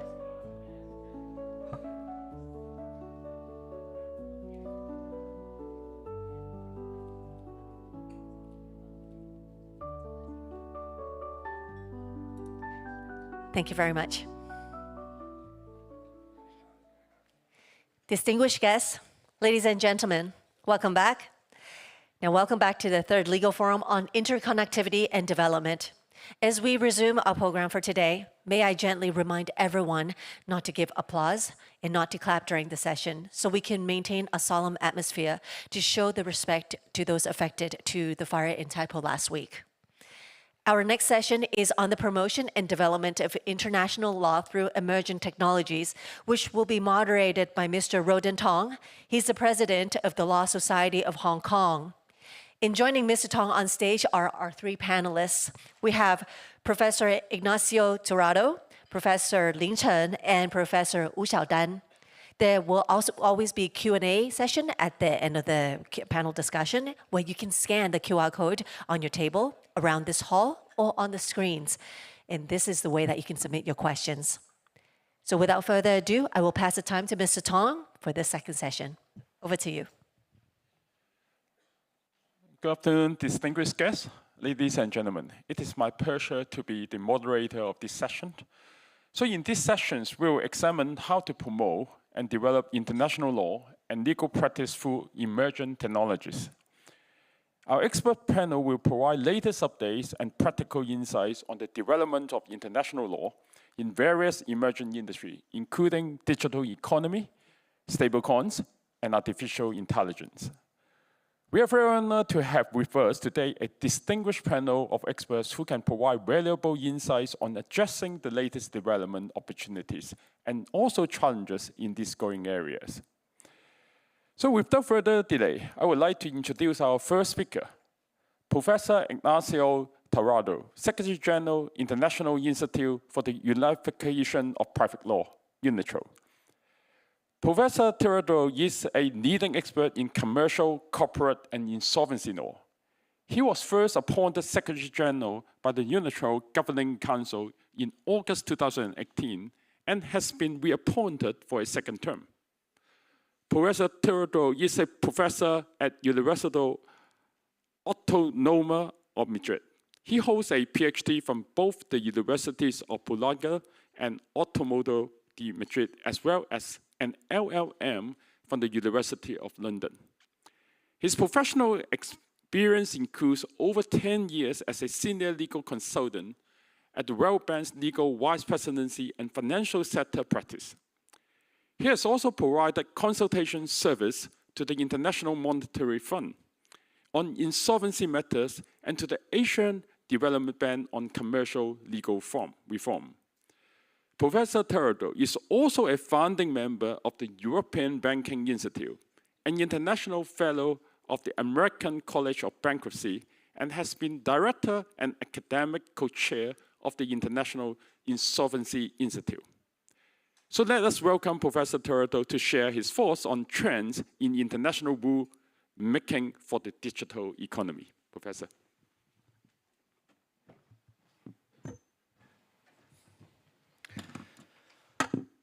Good afternoon, Deputy Commissioner Chang, Professor Huang, dear friend, ladies and gentlemen. First, a word of gratitude to the Office of the Commissioner of the Ministry of Foreign Affairs in Hong Kong, as well as to the Department of Justice of Hong Kong for the invitation, and a word of sincere and heartfelt sympathy for Hong Kong and its people on behalf of UNIDROIT for the terrible events this past week. It is quite difficult to start a dialogue after the extraordinary panel that we had the opportunity to hear and speech before. The previous panel was about big ideas and big concepts, and at least I am here to talk about very specific technical things. which is not nice, but I hope it will be useful. It will be, at least, I'll try to make it as little boring as I can. The idea is to talk about trends in international rulemaking, but this is understood as part of the a panel which will look at developments of international trade in the context of new technologies.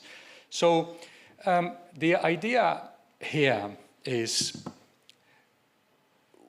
what I will talk about very briefly is not a general presentation, but rather specific cases. Why? Because we are convinced that technology as an evolving reality is a game changer. But we do not think that technology has created anything completely new. It has generated a mutation in reality which requires intellectual and professional analysis and thinking. But we do that with the instruments that we have. And we don't start from scratch. We start from legal frameworks which worked with elements and items and assets in the past that are at least analogous in some areas to what has been created now. And that explains why UNITRA thinks that the way to approach technology is, instead of coming up with a completely new system, it's rather to look at it with a view to help clarify the law and to help add legal certainty. If we clarify some concepts as to how things that already existed could be applicable, and if we adopt a position which helps legal certainty, we believe we'll be rendering a service to international trade. I will, of course, limit myself to material law. That's why the concept is such. So case one is going to be about digital assets and its trading. Case two about verified carbon credits, and then we'll see, I will just simply list other items where technology is transforming international trade. First of all, as to digital assets, UNITRA produced its principles on digital assets and private law, which were drafted over a number of years with experts from all over the world and leading institutions, trying to set a standard in an area where there was no standard yet, where there was no identifiable best practice because it was too new. So the process of drafting it was quite complicated. That led our working group, ultimately our governing council, to adopt a humble approach. That is, instead of trying to regulate everything for private law, we only do private law, that concerns digital assets, the idea was instead to focus on those elements that would need clarification and special rules in the light of the technology that had been developed. So not full replacement, but let's cover the holes of those areas where there is a need for additional input and international and transnational guidance. Because of that, the principles focus on proprietary matters of digital assets. They are technology neutral, and they are designed to work perfectly both in civil law and in common law systems. That is the main purpose of it. How did we approach this? And the main idea I wanted to convey to you today is that the main purpose was really to add legal certainty so that digital assets could be traded internationally with a secure environment, so that there would be an increased willingness to invest because of the contained risk. In order to do that, first of all, we needed, because it was a transactional component that in which we focused, we wanted to provide a definition of digital asset which is quite broad. please bear in mind that we didn't try to define digital assets in general. We only tried to define digital assets for the purpose of the instrument. And for that purpose, digital asset is described as an electronic record which can be subject to control. Control is the concept that we need to look at. The result of the discussion was quite clearly that it is possible to ascertain, to establish proprietary rights over digital assets, even though it's particular nature. That from that moment on, a number of legal consequences naturally ensued, such as, for example, the fact that security rights could be created over digital assets, securitization of digital assets as well, and that those proprietary rights were in a position to survive insolvency. What was the main, perhaps the main addition to the community of thought in this matter? Was the fact that digital assets as electronic records, which are mostly on a blockchain, have a reality which is obviously intangible. You cannot touch a digital asset. However, the way it works, because digital assets, when they are transferred, they are recreated in a new part of the blockchain. They are not. You cannot transfer a digital asset the way you transfer a tangible property.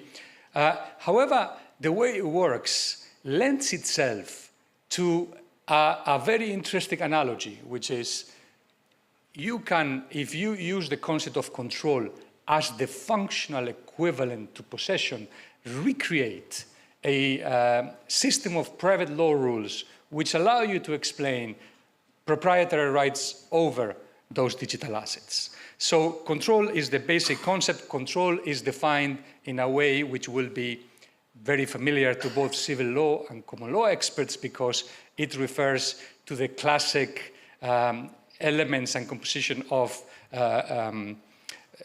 a possession. What you have, when you control a digital asset, you can extract most or all the benefit from it. You can prevent others from accessing all or most of it, and you can transfer it. And thus it is the definition of control, which is not a matter of law, it's a matter of fact. Once you have that concept of control, which is almost physical, you can easily derive a number of rules which will add legal certainty to the market.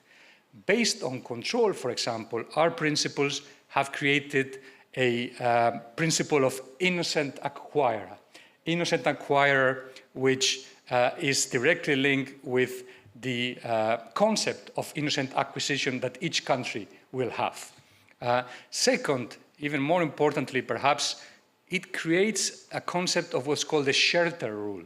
So if an initial holder of the digital asset transfers by the control of the digital asset to another party, and that person meets the requirements of good faith that a country demands, that person acquires the digital asset.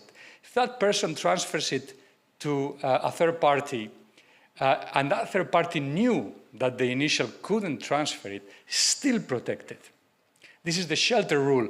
So what this does is ensure that these markets, which are quick, international, and difficult to control, enjoy a level of protection in transactions which facilitates its trading.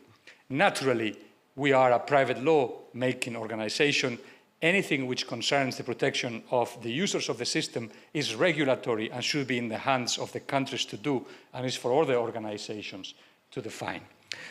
So based on those rules, we created a system. We also detained ourselves in the idea of regulating custodians. It's quite interesting because blockchain and digital assets were mostly created in a peer-to-peer way to avoid intermediaries. And the truth has revealed that intermediaries are essential in this area of the law as well. So we define custody.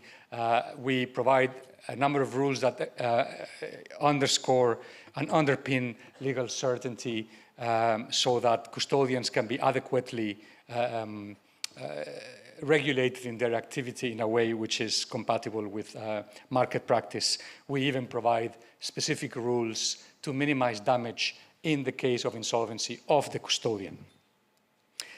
Perhaps the most interesting point, and I will not have the time to explain, is that in light of the reality of digital assets, we provide an exception to the classic priority rules that are defined when it comes to secure transactions, so that if you acquire a security interest based on control, that trumps a security interest created by way of registration. And there is a reason for that, which is explained by the very same nature of digital assets, but we don't have the time for that, apologies. So the other, I see the time is coming down, the other project, the other case study, which I wanted to mention, is a very interesting one. A few years ago, an officer from the International Swaps and Derivatives Association said, there is an increasing amount of derivatives being created over this thing called voluntary carbon credits. No one really knows what they are. So it's being traded, but what is being traded? So UNISRA started work with other partner organizations, mostly initially with the World Bank, and still with the World Bank, doing work on the legal nature of verified carbon credits, voluntary carbon credits, but for the part that we analyze, verified the nature is shared, with the purpose of shedding some light as to what this strange creature of voluntary credits are. Obviously the purpose of this analysis was and still is, because we are in the final stages of it, to clarify things so that markets know what they're trading in, and therefore markets are bolstered, legal certainty is enhanced, and carbon credits grow, because ultimately voluntary carbon credits assist the climate goals as established by the United Nations. So that is the idea of what we did, and no surprise to you, the conclusion that we reached is that it is possible to establish security rights and generally proprietary rights over voluntary carbon credits for a number of reasons. And we devoted a whole year to analyzing these from a theoretical perspective.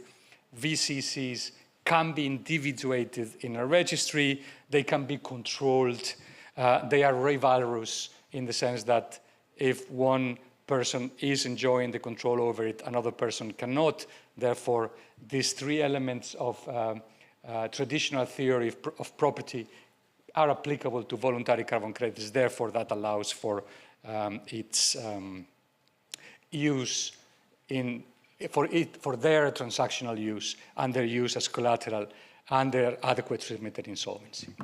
And because I have a few seconds, I'll say that there are three other projects in which we are contributing to the promotion of international trade through technology.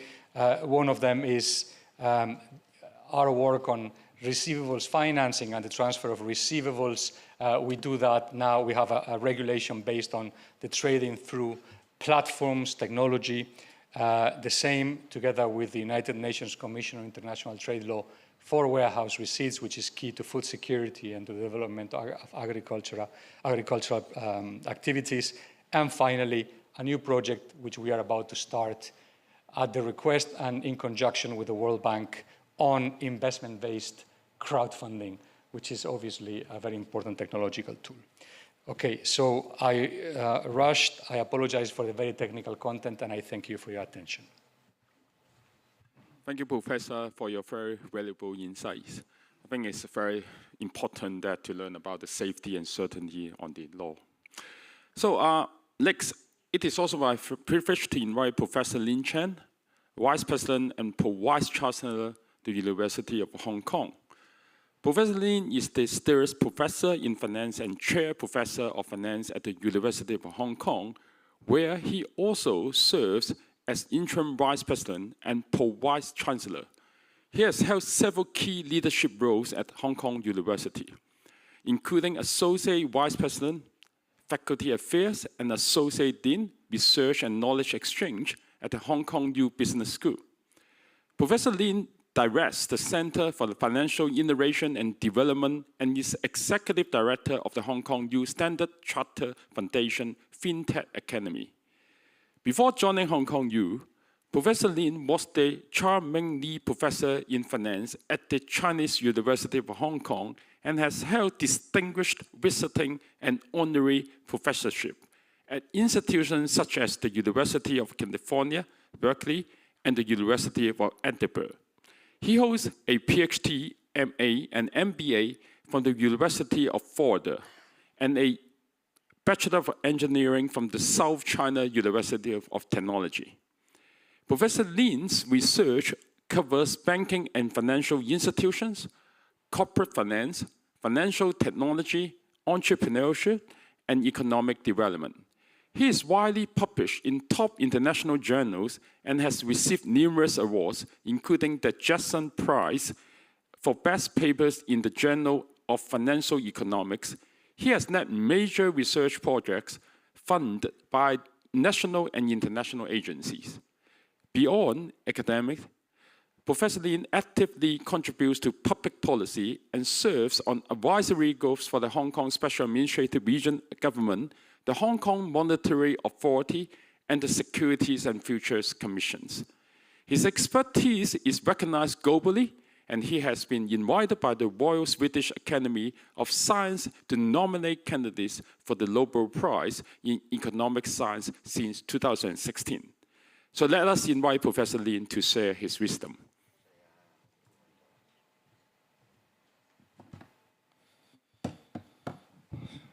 Okay,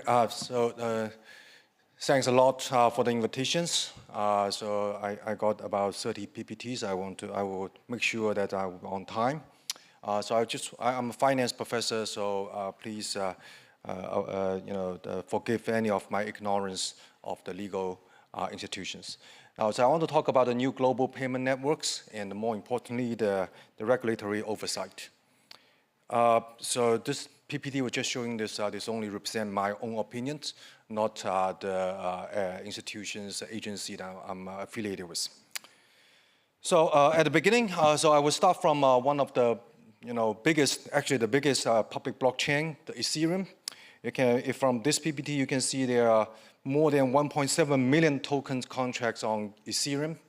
And the top three ones are Tether, BNB, and USDC. And Tether and the USDC, these two are the major stable coins at this moment. Adding together, they account for more than 95% market share of the stable coin. Now, a lot of you might be wondering that why all of a sudden this year people are all talking about stable coin. In fact, this actually comes from a technological breakthrough from this, the ETH, the Ethereum platform. So you can see, starting from this, the EIP 4844, this is a technical upgrade. Since there, you can see the transactional cost has been dramatically reduced.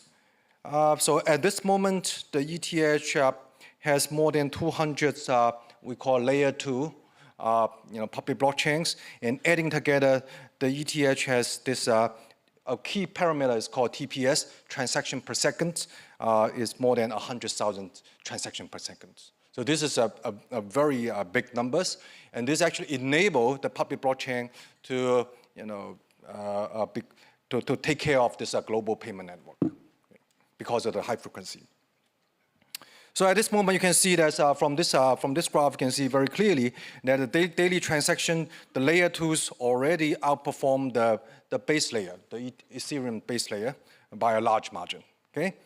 So all in all, I just want to say that the reason that we see a surge in this stablecoin is because of technological breakthrough and improvement. So this year, you can see the If you look at the crypto trading volume, is up and down. But if you look at the stablecoin transaction volume, it goes up very steadily. We know that in July 18 this year, there's a very important law. It's called the first ever stablecoin law that got passed in the United States. And this one is called the Genius Act. Why we call it Genius Act? Because this is called, guiding as establishing national innovation for US stablecoins, a very Trump name. But more importantly, it highlights three things. The first thing is called financial stabilities, to make sure that all the stablecoin issuance are backed by high quality asset. The second one is called the cross-border parity. In particular, the foreign issuers are subject to the US regulation for preventing money laundering, terrorist financing, and sanction violations. The third one is the regulatory clarity. This is basically will enable more digital assets to be issued in the future. Okay? So I will not go through these details, but I will just highlight a few keywords: the transparency, the redemptions, and the reserve auditing. These are all very, very important for financial stability issues. And then if you look at the size is actually quite amazing. The underlying assets is about 280 billion US dollars. The USDT and USDC are the two dominant players in this market. If you look at the transactional volume, over the past months, the last month, the total transaction volume is 6.6 trillion US dollar. So this is very I would say magnificent numbers. 6.6 trillion US dollar per month. You might say a lot of them are because of this high frequency trading. If you take them out, still the payment volume amounts to 1.4 trillion US dollar. So and more importantly, if you look at the same number 5 years ago, you basically see that start from scratch. It's almost nothing. Okay. If you look at the major public blockchain, this stablecoin being deployed, you will see this, the Ethereum, the Tron, and the BSC. They are the major public blockchains. And around the world, there are about 316 million active addresses that are using this stablecoin payment. So adding together, you can see the stablecoin payments is getting pretty close to the total number of ACH, the automatic clearinghouse used by this US banking system. So you might be wondering why this is getting so popular. One of the major reasons is because this is very efficient. So if you look at this is the typical payment method for B2B, B2P, usually takes about 1.5 to 2%, and it takes about 2 to 10 days to do a cross-border transaction payment using a system called SWIFT. I assume everybody knows about SWIFT. The issue of SWIFT is because it engaged multiple intermediaries, lack of standardization, manual processing, lack of transparency, and high cost, so on and so forth. But what about you're using a stablecoin? It's peer-to-peer payments using the public blockchain, and the cost, I can show you the cost is as low as 1 cent US dollar, and the time takes less than 1 second. So if you compare these two numbers to the SWIFT number I just talking about, apparently technologically speaking, this is much more superior than the traditional payment method. That's why it's getting more popular. So ironically, on September 29th, the SWIFT announced that it's going to add the blockchain-based ledger to its infrastructures. Okay, so more importantly, if you look at this number, on the left-hand side, you can see this is the global payment currency shares, in August 2025, and you can see Chinese yuan accounts for 2.93%, US dollar is 46.94%. But if you look at the right-hand side, is the payment on the public blockchain using stablecoin. On that, you can see the US dollar-based stablecoin counts for 99.8%. So apparently, US has every incentive to move the traditional payment on chain. So that's the US dollar will be, at this moment, will be the dominant payment currency. A lot of people talk about the so-called the treasury holding is actually not a very big deal. At this moment, adding together, they hold about 150 billion. When you compare to the 3.36 trillion US dollar, US treasuries, this is nothing. Okay. So if you want to take a look at the growth of this DeFi, including a stablecoin payment, you will see that developing countries like Latin American, Africa, and Eastern Europe has the highest growth rate. And if you open up this the Eastern Europe a little bit, you will find Russia and Ukraine has the highest growth rate. So in other words, when the traditional financial systems is malfunctions, the blockchain-based one can be a good substitute for that. And in fact, in many parts of the world, if you want to buy this stable coin, you need to pay a premium. Like in Argentina, you have to pay a 30% premium. In Nigeria, you have to pay a 22% premium. Okay? And a lot of these countries are the Belt and Road countries that we're talking about. The dominant players in Tether makes a lot of money out of that. I don't have time to talk about their business model. They earned about 30 billion profit in the last year. Now, I want to say one more thing which is quite important in your mind, is that according to the Genius Act, there's a very clear timeline, like 18 months after the enactment date or 120 days after the primary federal payment stablecoin regulators issue any final regulators, and this will come into act. And more importantly, if you're not permitted payment stablecoin issuers, you have a 3-year transition period. But more importantly is that you have to comply with 2 things. The first thing is that the underlying asset must be the high quality safe assets, such as US currency deposits, deposit in Federal Reserve systems, the Treasury security, and so on and so forth. And the second one is that you have to comply with the so-called BSA, the Bank Secrecy Act. So these are the specific requirements. For example, you have to maintain an effective anti-money laundering AML program. You have to keep appropriate records. You have to monitor and report any suspicious transactions. And more importantly, you have to be technically capable to block, freeze, and reject any specific transactions that's required by the US government. You have to keep effective customer identification programs. And the final one, as I just mentioned, is sanction compliance. This requirement is not only for US issuers, but also for the foreign issuers. You have to fully comply with the US order to seize, freeze, burn, or prevent transfer of payment stablecoins. If we look at the largest stablecoin issuer, Tether, we know that Tether is not a legal stablecoin at this moment. It's not a fully compliant. But even with that, you can see Tether frees 700 million USDT in this 112 wallets associated with something, the Iran-linked funds this July. So you can see even Tether's, basically comply with the US sanctions on this. And Tether has its own report. It has frozen over 2.9 billion in USDT tied to illicit activity to date, and assists more than 275 law enforcement agencies across 59 jurisdictions.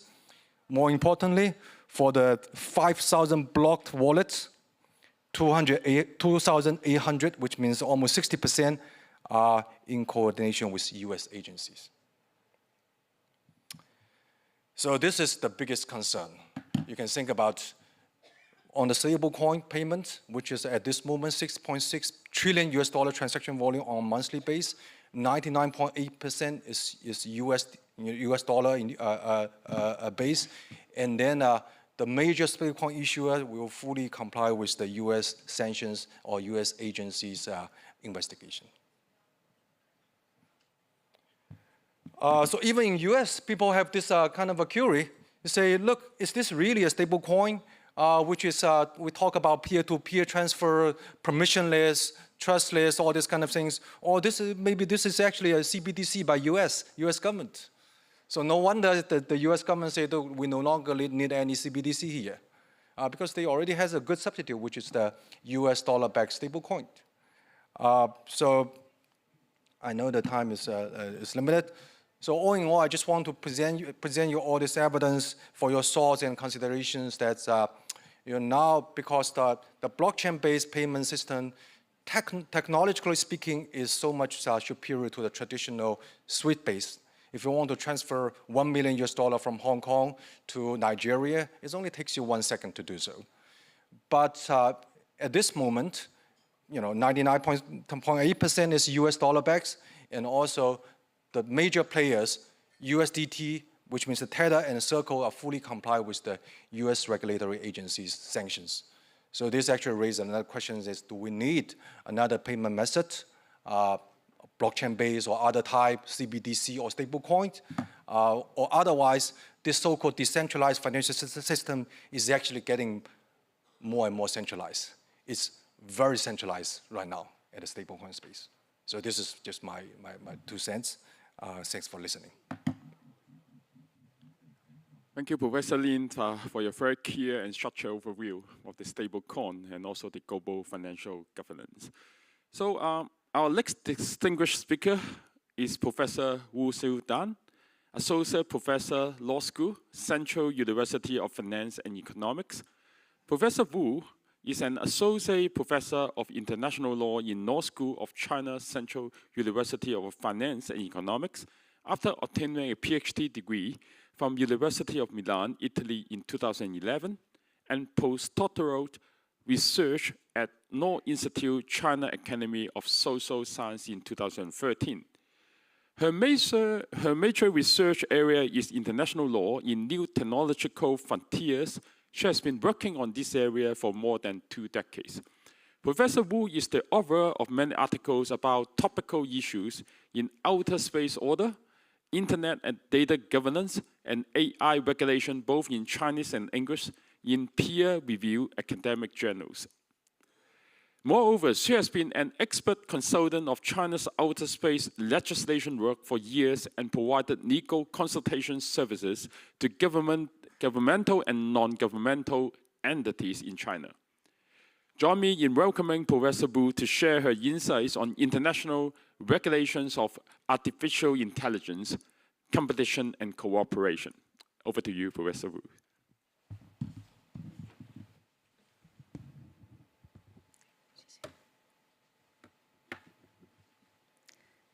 张特派员、黄金会长、林司长、黄解放教授，大家下午好。It is a great honor to be here to talk about this topic, the international regulation of artificial intelligence through computation and cooperation. AI technology is moving forward with racing speed, while law is lagged behind, especially at the international level. International regulation of human activities in certain fields is usually achieved through computation and cooperation. But nor does the AI regulation, it is the computation overriding cooperation, especially through the 2 examples of AI technology. One is autonomous weapon system, the other is the civilian use of AI.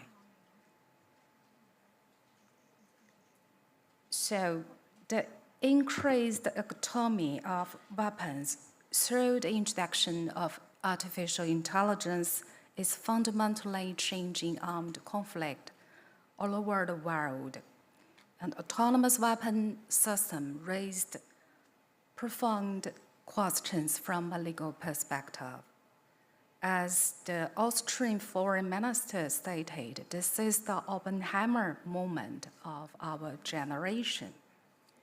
The UN framework discussion on autonomous weapon system can be traced back to 2010. That was a long time ago, but after 10 years, more than 10 years, no substantial international limits on AI weapon has been established. Although there are so many actors within and without the UN framework has involved in this discussion.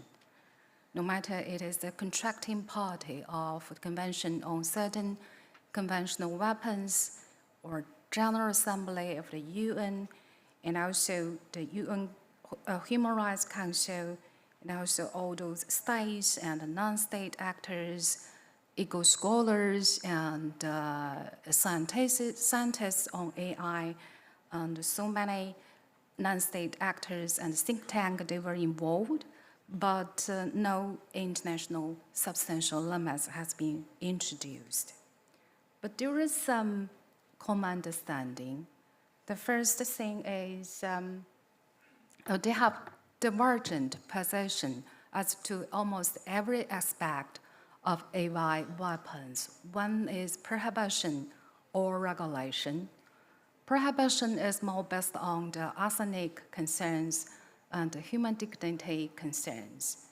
But regulation believes in the potential for AI to decrease the faculty of the conflict and saying this is still immature or unfeasible to regulate AI weapons.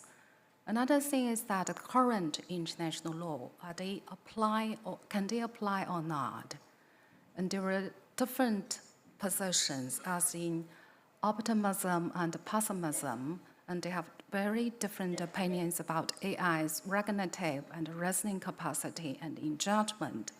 Some of them saying that the AI is lack of human judgment, and if they are left to make a decision of killing people, that is unnatural, and that is violated international law in its nature.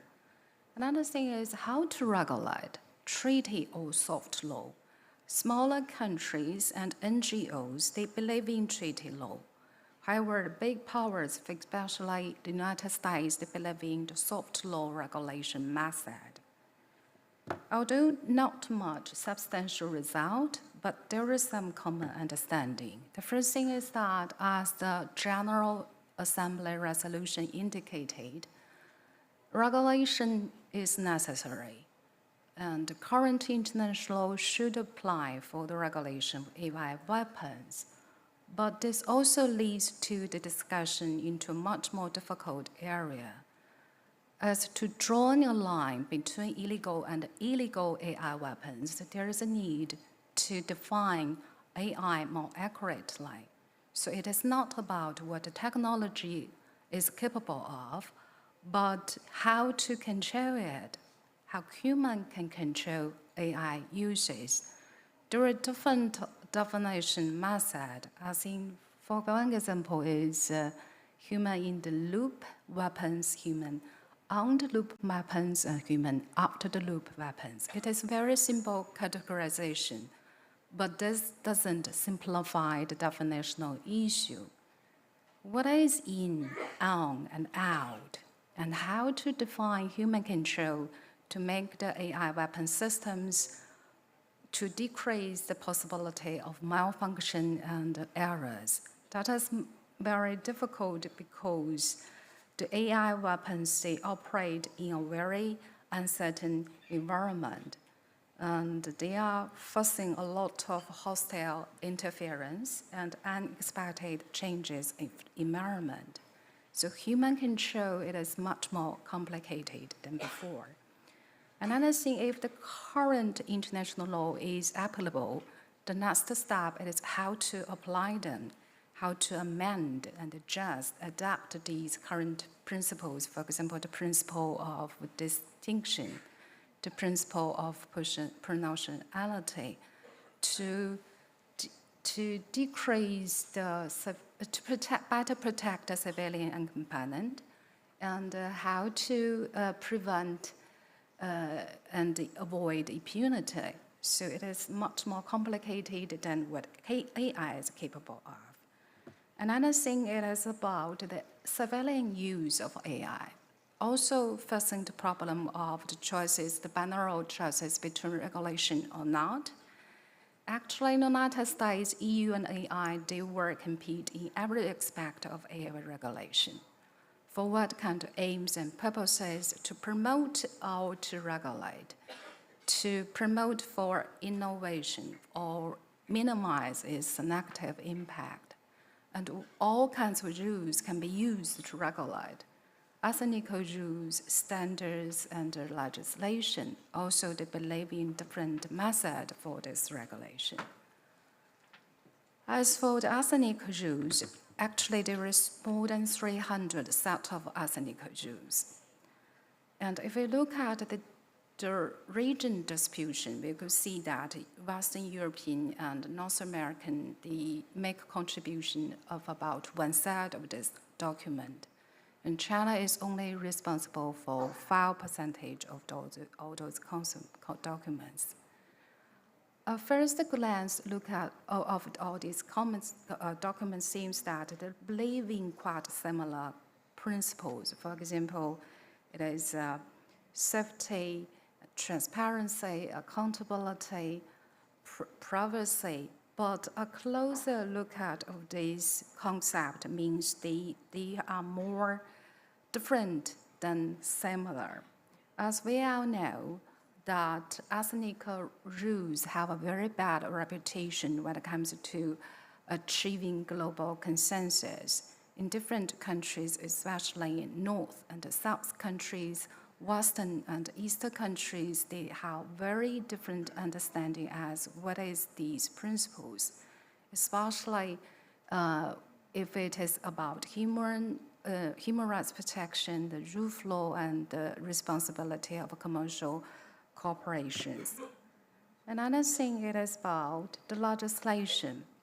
10 years ago, there is only one law on AI, but till the end of last year, we have more than 200. And the EU AI Act could lead even more legislation act. But even so, there are some states believing the non-legislative method. For example, the United States saying it is not a very good idea to regulate, and they believe in the soft law regulation method, believe in self-regulation and the guiding principles. And China is trying to do both. We have policies, we have regulatory documents, but also we are thinking about the idea of to have an AI law. So the whole situation seems that there is a very low level of regulation cooperation. There is no one organization, either it is non-governmental or governmental, has been the focal point in promoting governance cooperation. And also the topics are very fragmented and overlapped, even within the United Nations framework. And also the regulation cooperation is geopolitical and ideological oriented. And the dialogue usually happens in small clubs, and there is no general and holistic mechanism targeted at gathering the global common understanding. The last thing in the low level of regulation cooperation is the low level of participation and lack of inclusiveness and equity. Actually, within the UN framework, only G7 countries participated in all the AI working mechanisms and initiatives. As for the big number of developing countries, usually they are absent or they maintain as a minimal level of participation. So there is a very big risk of marginalization, not only about the technology advancement, but also about the regulation. So naturally, the problem is how to manage interplay of cooperation and competition. So far, there is only one treaty on AI, and it is within the Council of Europe. And at the global level, the treaty negotiation is not very promising. But actually, the states, they have the common interest in promoting regulation cooperation. They are up to the same things, for example, safeguarding sovereignty and national security. And they want to minimize the public negative impact of AI technology. So the thing is that how to cooperate among the big shaping forces, how the United States, EU, and China, they can cooperate together and they can realize that cooperation and there should be the coexistence of cooperation and competition. developing different things and they have different priorities when it comes to AI regulation, but still they need to find a way to cooperate. Another thing is that AI, like internet, it has a the regulation involved diversified actors, and there should be a dynamic governance model between private and public collaborations. Another thing is about how to bridge the AI gap through sustainable and equitable development, how to maintain a democratic and inclusive governance. China's Global AI Governance Initiative and EU's Global Digital Compact, they believe in the same things. But the thing is how to implement them, how to put China's very good ideas and concept for regulation into implementation through rules drafting and regime design. So this is what I would like to say about how to promote, how to achieve international regulation for AI technology, how to make it more beneficial for the whole global society, and not only for the big powers, they have the technology, but how to make it is sharing the well-being of the AI technology. I believe in China's potential. I believe in China can make a constructive contribution to this regulation. But China is a very newcomer of international legal order. So the big challenge is about the implementation, how to put the good political willingness into good rules and regimes. So that is all from me. Thank you. Thank you, Professor Wu. Thank you. Yeah. I can see the audience has a couple of questions. So now moving on is to the Q&A sessions. So if you have any more questions or you have any comments, please do share with us. So perhaps I come to a question on AI first, since Professor Wu you just mentioned. It's very timely and relevant. There's a question from the audience saying that given the rapid changes in digital technology, including AI, do you see private international law shifting more to a flexible soft law?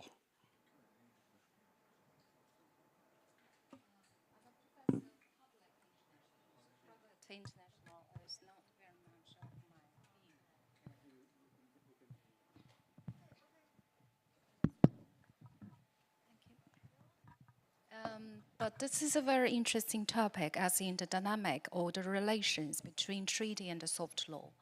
Soft law has its merit. The treaty also has its merit. So the thing is that they should not be separate from each other, but they also need to cooperate. So the treaty should lay down the basic principles for regulations, like a framework convention. But also soft law, they are easy to adapt to the to the fast development, so they can make more contribution in the detailed context or scenarios for regulation. So that is my understanding. But I believe you have some understanding about the treaty law and the soft law, Professor.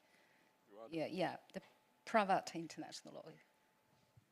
So, well, my understanding about hard law and soft law is that in the transnational law area, especially when it comes to the material law regulation of technology, hard law instruments are very difficult to achieve because they require a very high level of political consensus that is very difficult to achieve in a short period of time, which is the time the technology mutates very quickly. And therefore, achieving political consensus requires a lot of time. Sorry, it was the opposite of what I was saying. And that time is just not something that you can adjust to the pace of evolution of the reality. So by the time you reach enough consensus by governments to come up with a regulation, the technology has mutated already. So it's like you are chasing a train and you are on a horse. We all know from the Western movies that horses catch the trains, but the truth is nowadays the horses can't even see a train passing by. So the hard law instruments in that area might be desirable, but are difficult, and we shouldn't lose hope, but it's a difficult one to do. Thank you, Professor Tirado. So perhaps I go back to Professor Lin. Hong Kong obviously is an international financial center. In terms of IPOs, we are now basically ranked well #1. So back to stable coins, obviously is something, a local concept and for something new. With respect to the stable coins and global financial governance, so perhaps I would like to ask you about, so what exactly are the key risks and opportunities that stable coins present for the global financial governance, especially in the context of international law? I know very little about international law, but I try to say more from the finance perspective. Now, first of all, I would say that the payment is the foundation of all financial activities. Okay, so if you think about, for example, in China, there are two gigantic companies. One is called Tencent, the other one is called Alibaba. Both of them, they grow up because of their payment infrastructures. So this is the foundation. Now, building on this payments infrastructure, you can have trading, you can have lending, you can have insurance, all other financial activities will be built on that. So I would say, when we talk about the new generation of payment infrastructure, stablecoin, fortunately or unfortunately, we see that U.S. become the dominant player again in this space. So in other words, in terms of international governance, we know that we talk a lot about this long-arm jurisdiction by U.S. or other in the Swiss systems, but we have to realize that the dominance is actually become even more in the crypto space, in the blockchain space, I would say. So on this regard, because the U.S. has made it very clear that the future of their financial system is to move all the financial assets on chain, including fixed income securities, including stocks, including precious metals like gold. So you can see that they're basically we're talking about creating another parallel universe, financial universe on chain. So I have to say this will be the quite critical moment for the future of finance. In my humble opinion, if Hong Kong want to maintain its role as the international financial hub, we have to do something in this space. We know that Hong Kong has already has a stablecoin law enacted, but at this moment we haven't seen any who is the first batch of issuers, and the time is very critical because if you look at the curve I just showed you, the size, the volume of the stablecoin payment actually doubles just within this years. So the velocities, the speed is quite important. And based on this, the U.S. Treasury's their own projections, within 3 years, the total amount of underlying asset will be around $2 trillion, which is about 7 times of the current number. So with only 2,800, $280 billion, the transaction volume is already getting very close to the transaction of the whole banking system in the U.S. If you have $2 trillion underlying assets, I would say maybe that becomes the new or the dominant weight in terms of payment. So this is why I think this is a historical moment for Hong Kong. If we want to maintain the international financial hub in the future, we got to do something in this space. Okay, thank you, Professor. I think our time is up, but one final question probably to Professor Tirado. Since Professor Lin didn't too much cover about the international perspective, so perhaps from your side, we see the potential opportunities. But what challenges do you see that does this pose for harmonizing across jurisdiction from this area? Sorry, I didn't understand the first part. What challenges are posed by what? Sorry. No, I mean talk about the stablecoin. So from an international rule-making adopting this rapid evolution of digital economies, so what do you see about the challenges across all the jurisdictions? Well, thank you. As I said, is the velocity of the changing of the subject matter to be regulated that is the main problem. Let me differentiate clearly here two spheres. One is the material law regulation from a private law standpoint, and a different one is the regulatory side. And the regulatory side is something which each country must make sure that they provide adequately. And the more consensual it is between the countries, the more likely it is that the trade will be international, because there is a level playing field. So there is a lot of cooperation and coordination between governments in that regard, and doesn't sound like an easy one, but I think it should be tried. It's worth it. Okay. So thank you once again to our distinguished panel. So perhaps I hereby close this session by expressing my heartfelt gratitude to all the distinguished speakers. Thank you. Thank you very much to everyone on stage. That was truly an insightful discussion. And can I please invite everyone to please take your seats with gratitude. Thank you.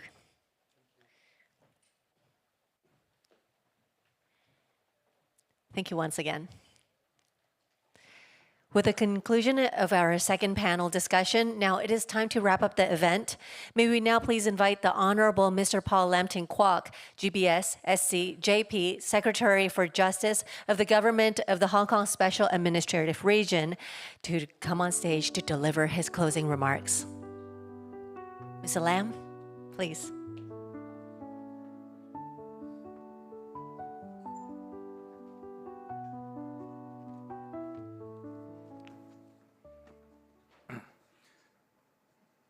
Deputy Commissioner Zhang Changwei, Your Excellencies, distinguished guests, ladies and gentlemen, may I first express my sincere gratitude to the Office of the Commissioner of the Ministry of Foreign Affairs of the People's Republic of China in the Hong Kong SAR for co-organizing the legal forum with the Department of Justice for the third year since the launch of the event back in 2023.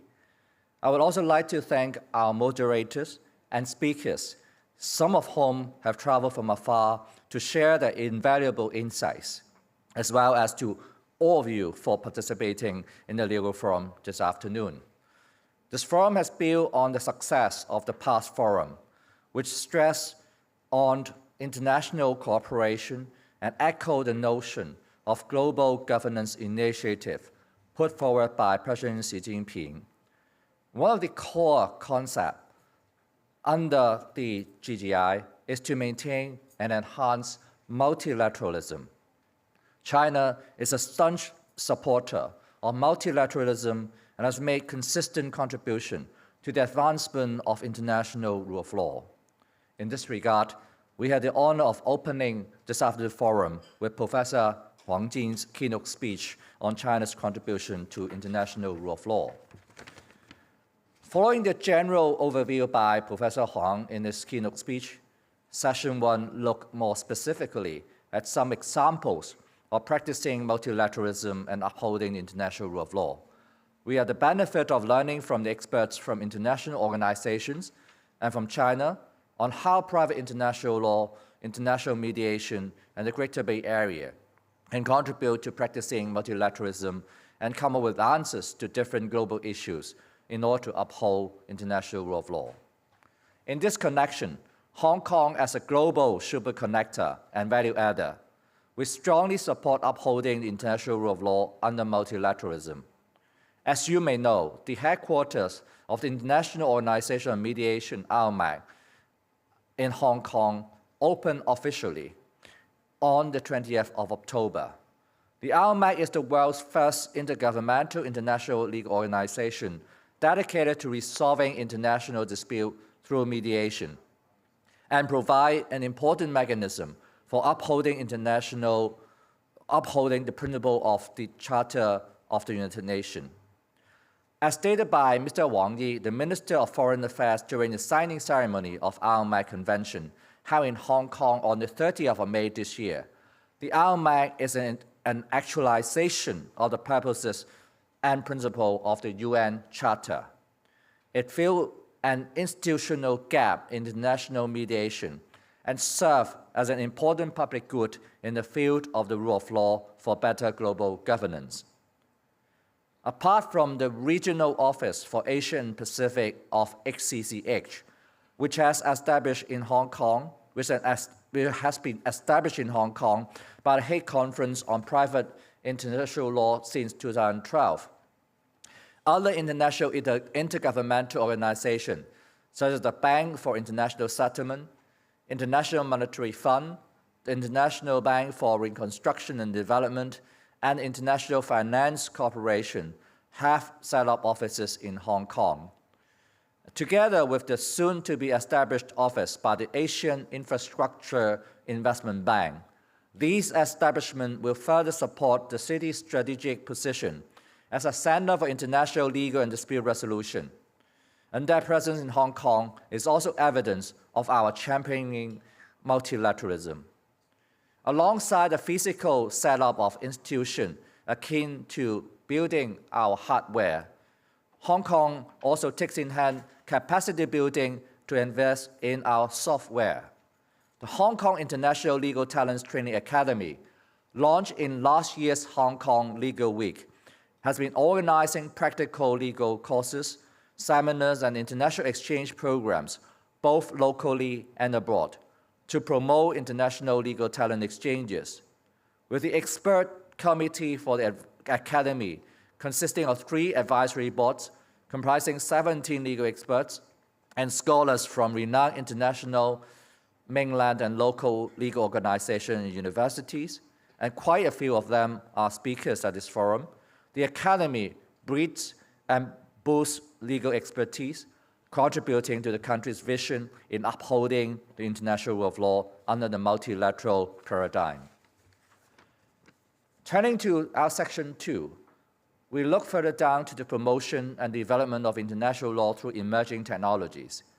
We had the benefit of hearing from prominent legal experts and technology experts from international organizations and universities their insights on various emerging issues of the interface between the law and technology, ranging from digitalization, cryptocurrency, to artificial intelligence.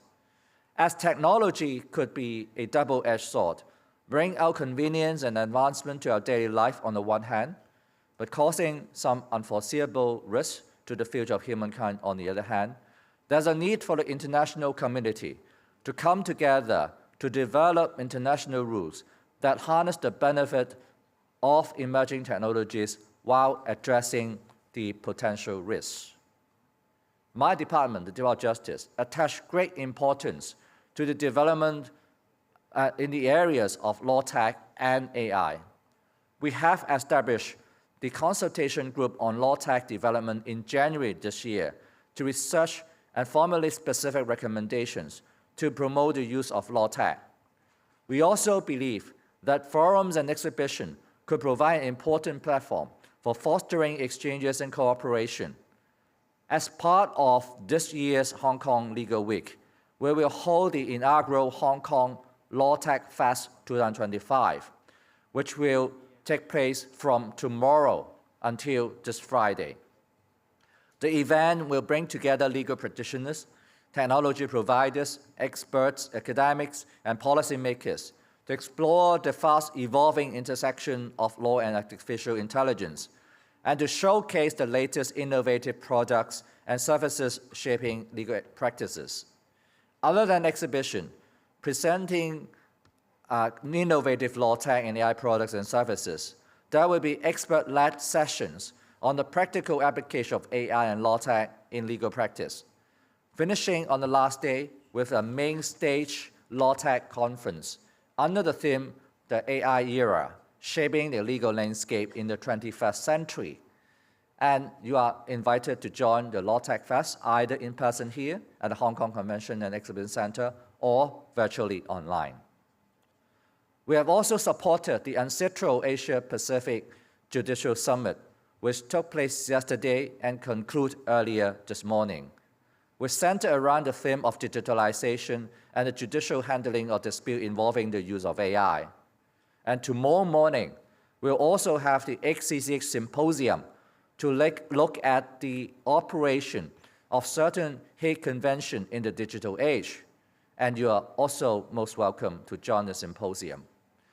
Other than the events that I've just mentioned, my department also contributes to the shaping of international rules amidst emerging technologies by participating in various initiatives in collaboration with international organizations and other institutions.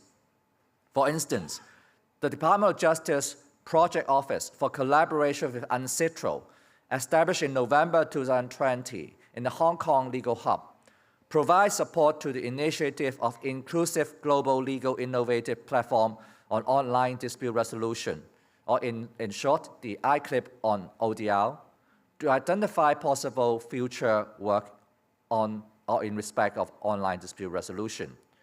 Experts meet regularly to explore the possibility of developing harmonized standards to ensure the legitimacy of online dispute resolution processes. UNCITRAL, in its 58th Commission session this year, endorsed the continued collaboration between UNCITRAL and the ICLIP on ADR.